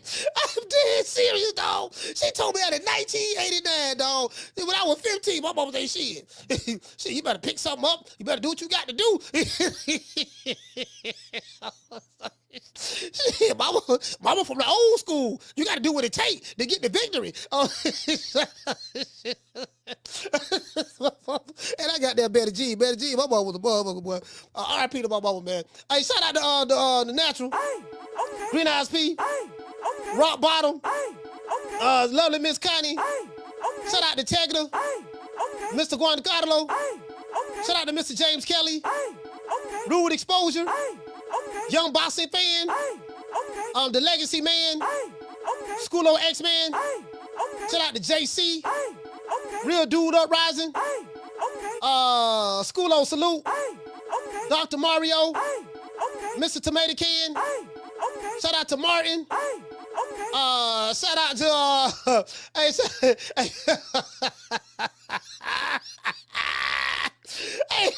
shout out to Rick Tills. What's up, fam? Hey, shout out to Jamal for becoming a member, man. Salute to you, fam. Shout out to Jamal for becoming a member. Salute. Let's get a round of applause.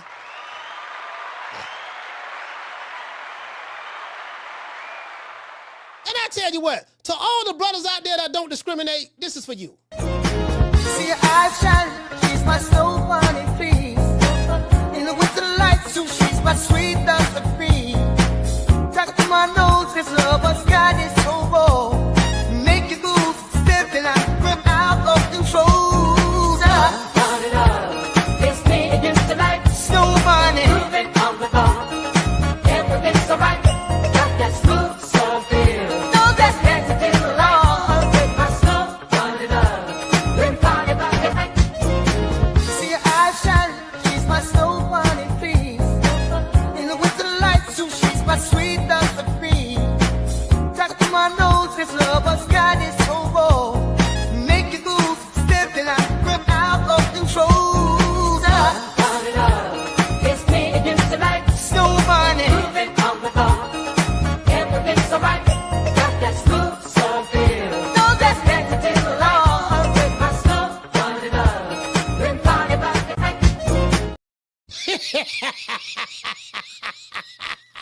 Hey, shout out to Dr. Umar, man. Y'all not gonna be hating on my dog, man. Y'all not gonna be hating on my dog. We going platinum this year, baby. We got Snow Bunny love. We taking it back to boxing. We taking it back to where it's supposed to be at. We going platinum. We got Greg Hackett and doggone Brian Norman. They throwing hands February 15th in Atlanta. BLK Prime. We taking it back to the streets. Hey, shout out to Big Stokes. Hey, Big Stokes, Jamal, we taking it back to the streets. You know, we finna get money this year. We get money. We get money. We taking it back to the streets. We making it do what it do. You get what I'm saying? You dig? Yeah, you dig? That's y'all, man. You know my motto. Don't beat me there. Peace. Shout out. Hey, that's what it is, man. We finna get it in this year. Man, I'm out of here, bro. Let's go.